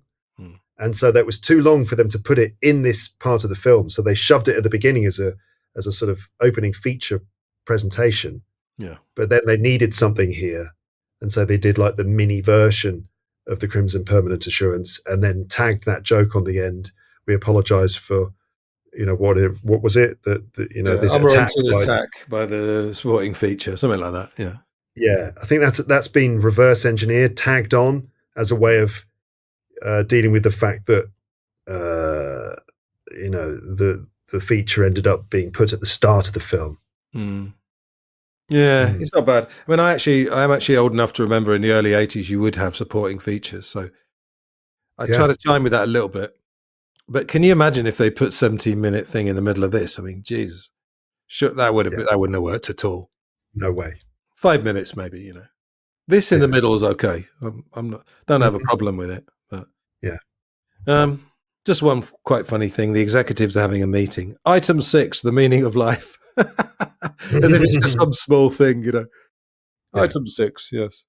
Quite funny. Right, the autumn years, the Not Noel Coward song. Pretty good. Yeah, it's great. Nice to have a penis from the tiniest little tadger to the world's biggest prick, etc.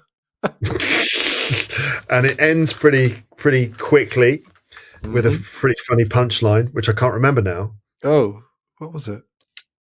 I'll find out.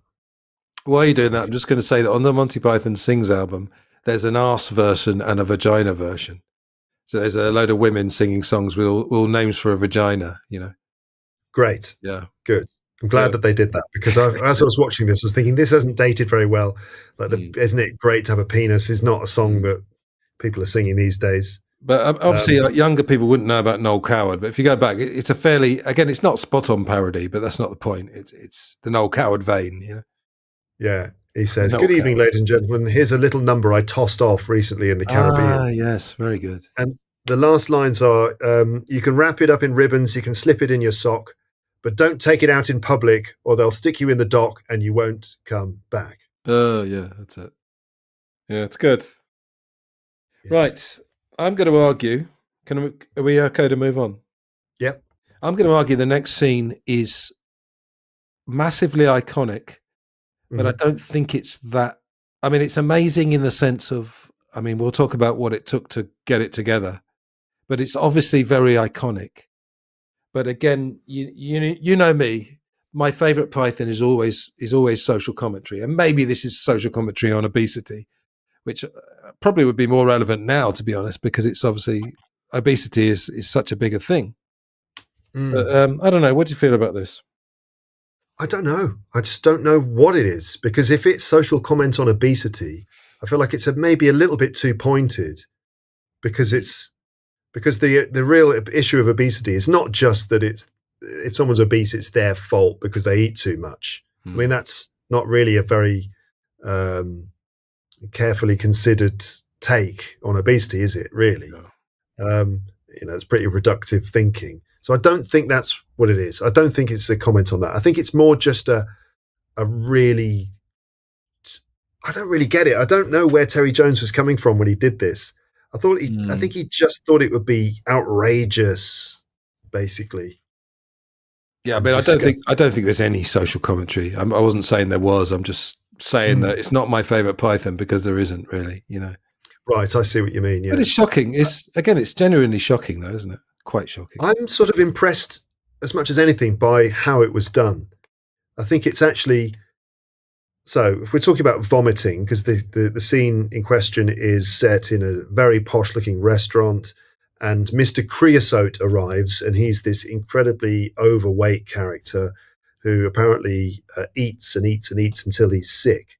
And he arrives and he's already sick. He sits down at the table, vomiting, requests, "How are you feeling?" "Better get a bucket. I think I'm going to be sick." Which is, I think, the only actual gag really in this whole scene. And then he proceeds to vomit everywhere, and he orders a huge plate of food and stuff and eats it all. And then he's so full, but John Cleese arrives, the waiter, French waiter, and persuades him to eat just a little wafer thin mint. "Oh, sir, it is only a wafer thin." Which he eats, and that's like the final straw, and he then explodes, splattering his guts and all the food and everything everywhere. And there are a lot of special effects, on-screen vomiting. There's the good and the bad, right? In terms of movies, like the best ones probably would be The Exorcist. Is a pretty good example of on-screen vomiting, and there were special effects involved, pretty complicated special effects. And similarly with this, like the way they've rigged it up, it looks very convincing, even though it's obviously extreme, but it looks quite convincing. And I've seen vomiting on screen that didn't look convincing at all. But this was kind of impressive, the way they made it shoot out of his mouth in this kind of spray. But yeah, it's obviously completely disgusting. Yeah. Yeah, I mean, the line, "Oh, it's only wafer thin," that's become a kind of catchphrase in my family. Anything that's wafer thin you have to say, "Oh, it is only a wafer thin." Any after dinner mint or wafer thin ham or anything, it's all wafer thin. Yeah. Just a few things. This is quite unusual because this sketch was written by Jones and Palin and then discarded and then finished off by Cleese and Chapman. Of course, one of the famous bits is when he explodes and you can still see the heart pumping. Yeah, I mean, it's so disgusting. It's so shocking. Horrible. You get the Jaws. There's 2 references to Jaws in this film. In fact, this is the first one. There's another one in a minute. You get the Jaws music as he appears. Oh, really? Yeah, it was a kind of variation on the Jaws music. You got dun dun dun dun dun dun. You get a bit of that. Right. I want to say just a couple of other things. Beatles reference. You've seen Magical Mystery Tour. Do you remember the scene of John shoveling the spaghetti onto the fat lady's Of plate? course. Yeah, of course. Yeah, that is very reminiscent. Very. This is very reminiscent of that. Mm. Yeah. That was a sequence that worked really well because in the Magical Mystery Tour, they got this weird piano music and some very strange camera angles. That worked really well. So that, I mean, I definitely think a bit of credit there. And I do Sure. love Carol Cleveland, who played a lot of Oh, yeah. roles. Yeah. The diners get up to leave, and she says, "Oh yes, I'm afraid I'm having a heavy period, and we're getting the train. I don't want to bleed on the seats." It's like just coming out of her mouth with the posh voice is so funny. She's so good at that. God. Yeah. Yeah, that's brilliant. Just the frankness of the real reason why they're leaving, or the fact that actually they're leaving because Mr. Creosote has arrived and he's disgusting, and they're so disgusted they have to leave. But this is the excuse that she gives. Yes, well, I'm afraid we have to leave. I'm having an awfully heavy period. I want to bleed on the seats on the way home. Is it right that there was a wedding in that room? It took something like 5 days, and then they had to clear all. It was all. Was it soup? Presumably, it was soup. I suppose. Yeah, apparently it was minestrone soup, Russian salad, and minestrone soup. I think. Oh, Russian. Gross. Sorry, any Russians listening. Luke's Russian. I probably have some non-native speakers. Sorry, I do have some Russian listeners. We do apologise for the slur there against your Russian salad. Not for Antony, apparently. But anyway, it was made of like real food, so minestrone soup and I think some other ingredients.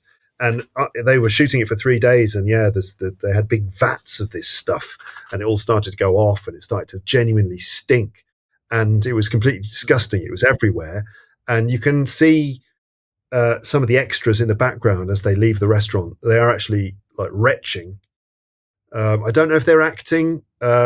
Or are they really doing it? But it looks pretty realistic to me. Like you can tell when someone is genuinely retching. Yeah. You can kind of see some of the characters doing it. In fact, you see some people being sick in the background as well. I don't know if that's real or not. Both. Yeah, the room, they booked the room, they used it, but they had to get out quick and clean it up quick because it was being used for a wedding reception after that. So I hope they managed to clean it all up. How would you get rid of that smell though in one day? I don't know. Yeah. Lots of air freshener.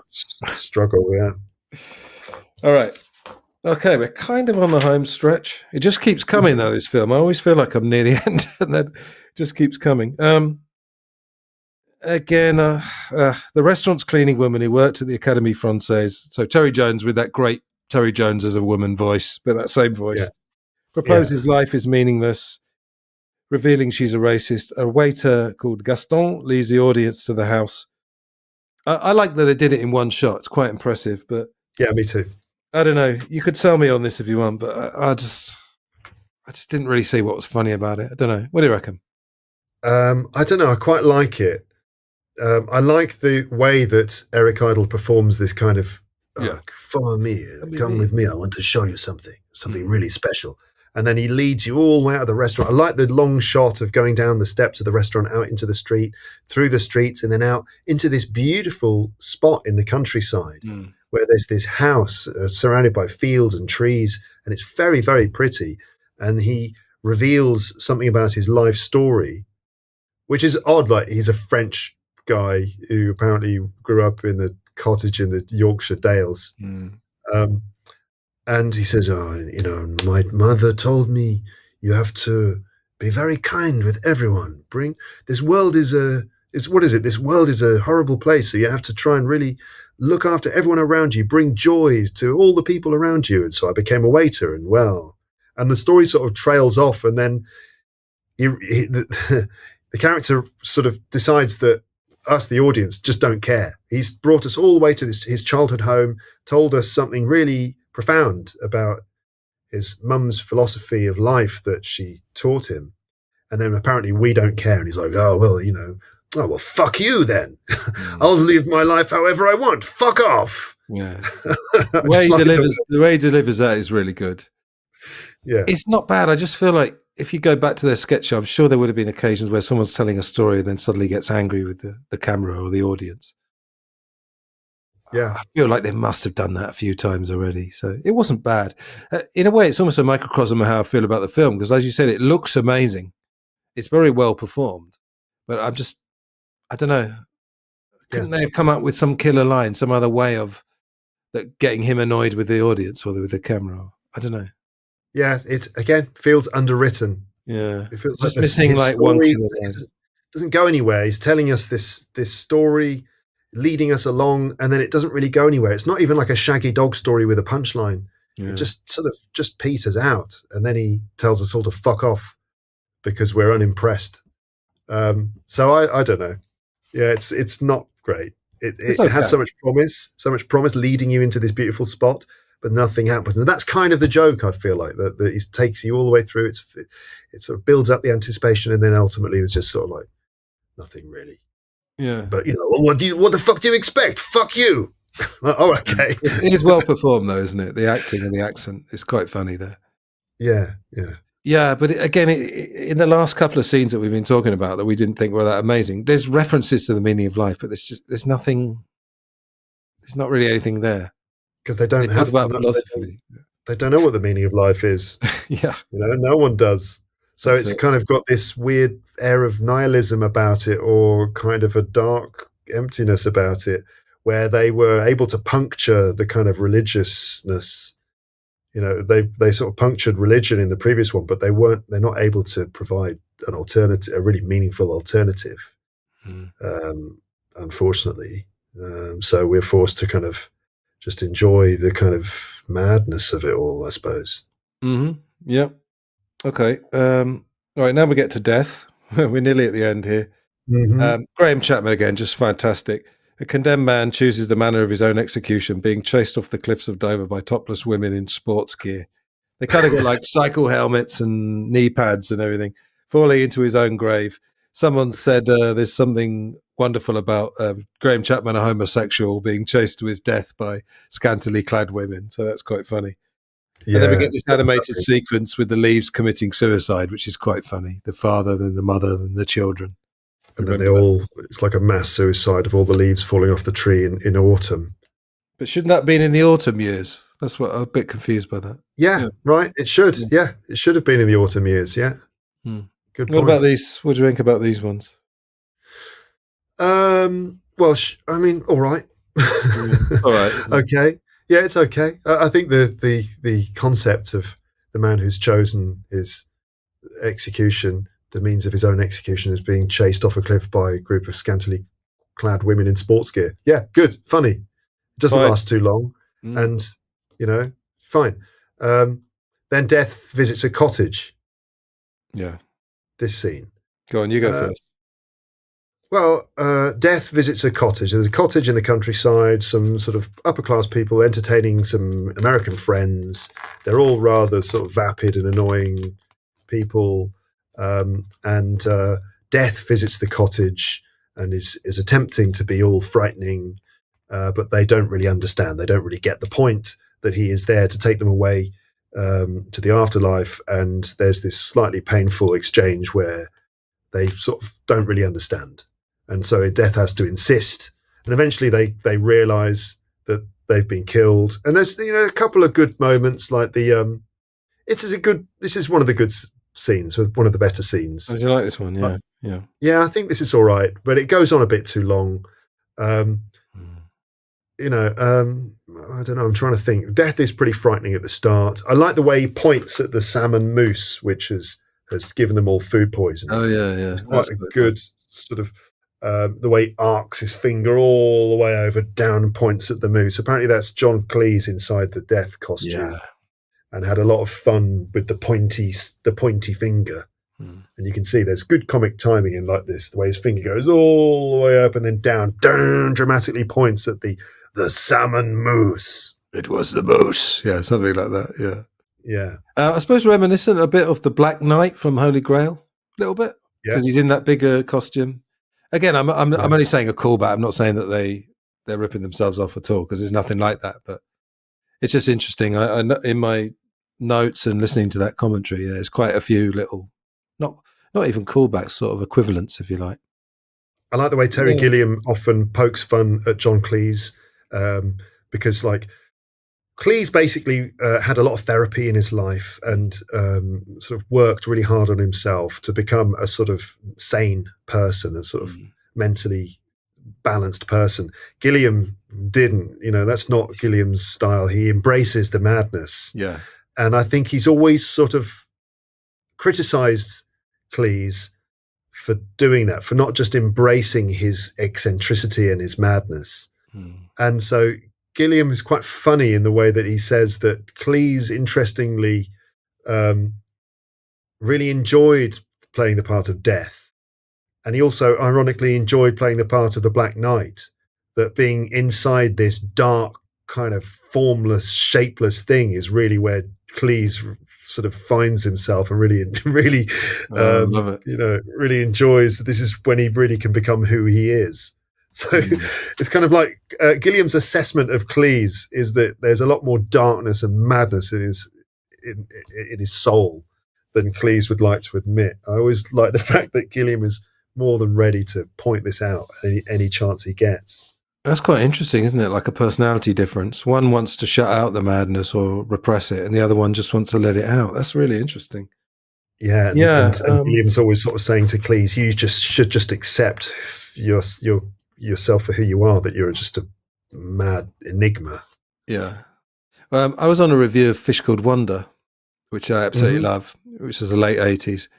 And halfway through the review, I suddenly had a bit of an epiphany. I thought, the character he's playing, Archie Leach, is Basil Fawlty if he'd had 10 years of therapy.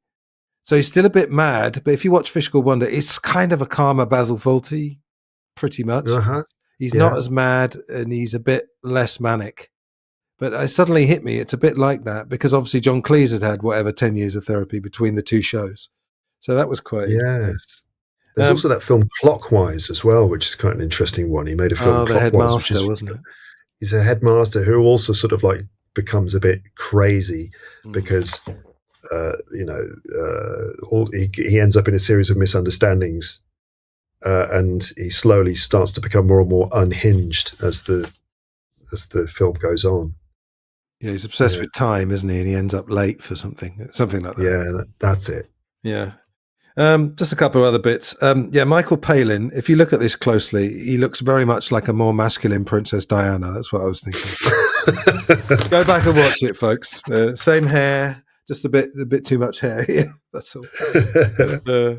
He's very good, actually. Palin's good as a woman in this. I think I agree with what you said earlier, that it's a bit more nuanced. Yeah. He has a couple of really good lines in this scene. First of all, he improvises the line, well, I didn't even eat the salmon. Oh, yeah. So they've all died because they ate this salmon. Although I don't know if that's actually possible. If 6 people who eat the same thing, they could all die. Yeah, I mean, it has to be poisoned with some hardcore bacteria of some kind, like botulism or something, for them all to die. And they're all led off to the afterlife. But Palin says, I didn't even eat the salmon, but no, you're dead as well. So it's kind of a funny improvised line. It's not bad. It's not bad. And then they go to heaven and they're back in it's the same restaurant, I think. It's like a Hawaiian restaurant. And then we get, again, I love this song. Love Graham Chapman, Christmas in Heaven. Yeah. It's Christmas in Heaven. There's great films on TV, The Sound of Music twice an hour, and Jaws 1, 2, and 3. Yeah, love it. It's not my favorite song. I mean, I'd put the Galaxy song and Every Sperm is Sacred a bit higher, but he's just so good. Don't you think Chapman is really good in this film? I agree. I think that, like you said, in Brian, he didn't have much range, just played one character and another little character as well. But in this one, he was able to show off his range. And incredible. They're all so talented. They all had so many facets. And this sort of Tony Bennett style crooner, it is actually Tony Bennett himself, that he's doing an impression of Tony Bennett because he introduces himself. Yeah, I just got that from the Wikipedia. Yeah, I guess so. I don't know loads about Tony Bennett, but he's a crooner, anyway, he's a kind of like Frank Sinatra, Dean Martin style crooner. But the performance is great. The voice, the accent that he puts on is just spot on. Unlike some of the other American accents in the film, but this one is really spot on. Good evening, ladies and gentlemen. It's a truly honorable experience to be here this evening. That's great, funny song, and a big musical number again with dancers and all the rest of it. Yeah. And notice as well, because I keep talking about this Monty Python Sings album because I know it so well now. Towards the end, it suddenly transitions into a kind of Saturday Night Fever disco number. Yeah. Just the last 30 seconds, it goes full on disco, the music. It's really good because I've grown to really love that. Maybe it's because of, the Office, the Ricky Gervais dance and the bit they do in the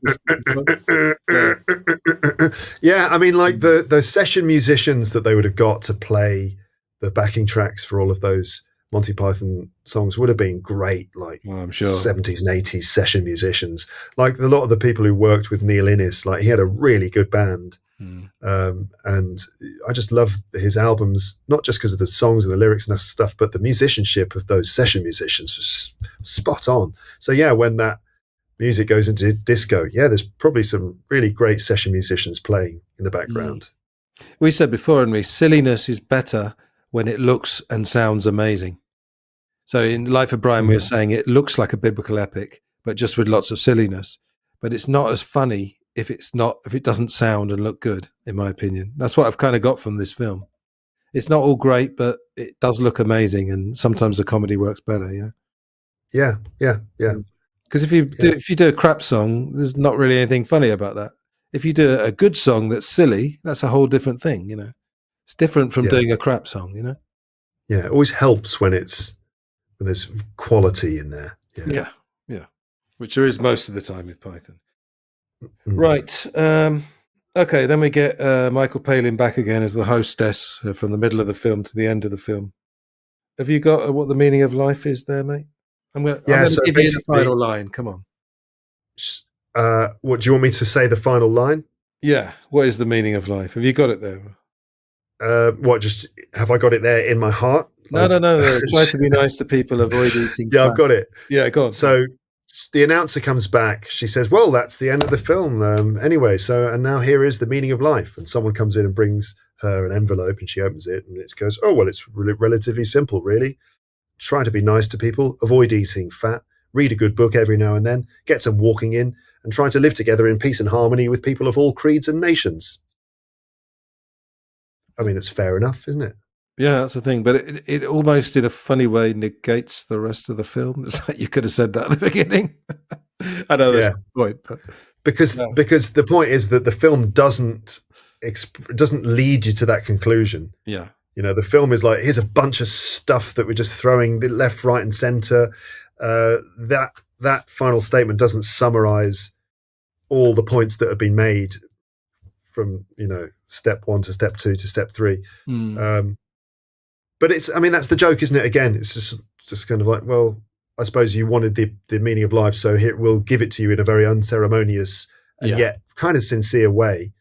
That's the joke. Well, there it is. That's the meaning of life. Well, thanks for watching the film. Bye. But then she sort of cynically complains about the movie industry today, and the only way to get audiences into the cinema is to create some shocking publicity.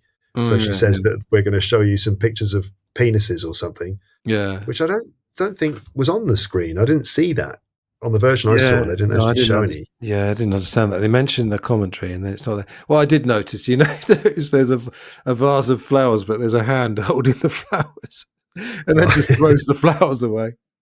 Just next to Michael Palin, there's just a vase of flowers, but with a hand there holding the flowers. Yeah, really. I missed that as well. Oh, it's good stuff.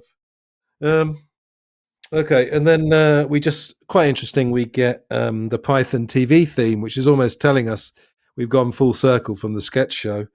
And then we get the Galaxy song over the end credits, and I'm more than happy to hear that for a second time. And then we get a very Python-esque thing. The producer would like to thank all the fish that have taken part in this film, which is fine.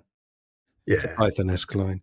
So let me ask you a question. Has your opinion of the film changed during this conversation? I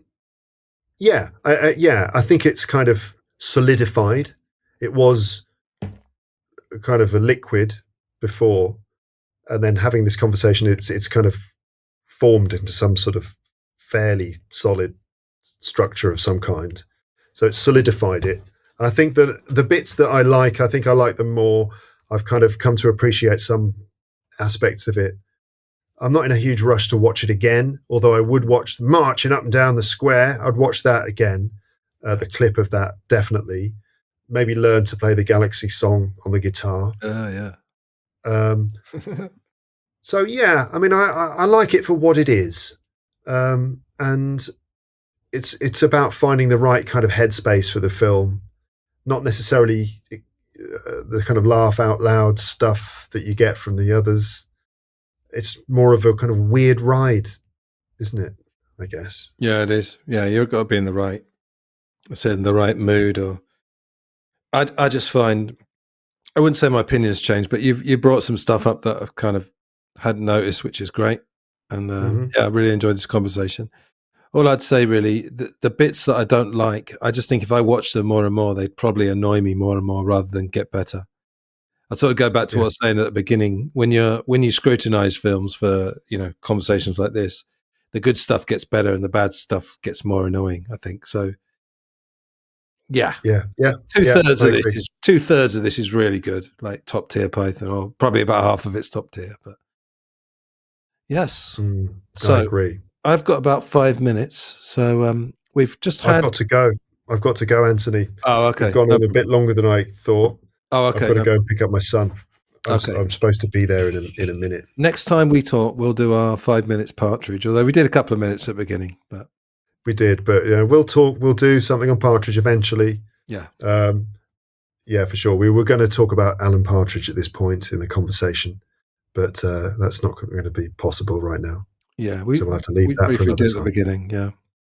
Anyway, listen, thanks to the Film Gold audience, the Luke's English podcast audience, and thanks to you as well, mate. Yes. Very enjoyable. Thank you to you, Antony. Thank you to everyone for listening. Have a lovely morning, afternoon, evening, night. Speak to you next time. Take care.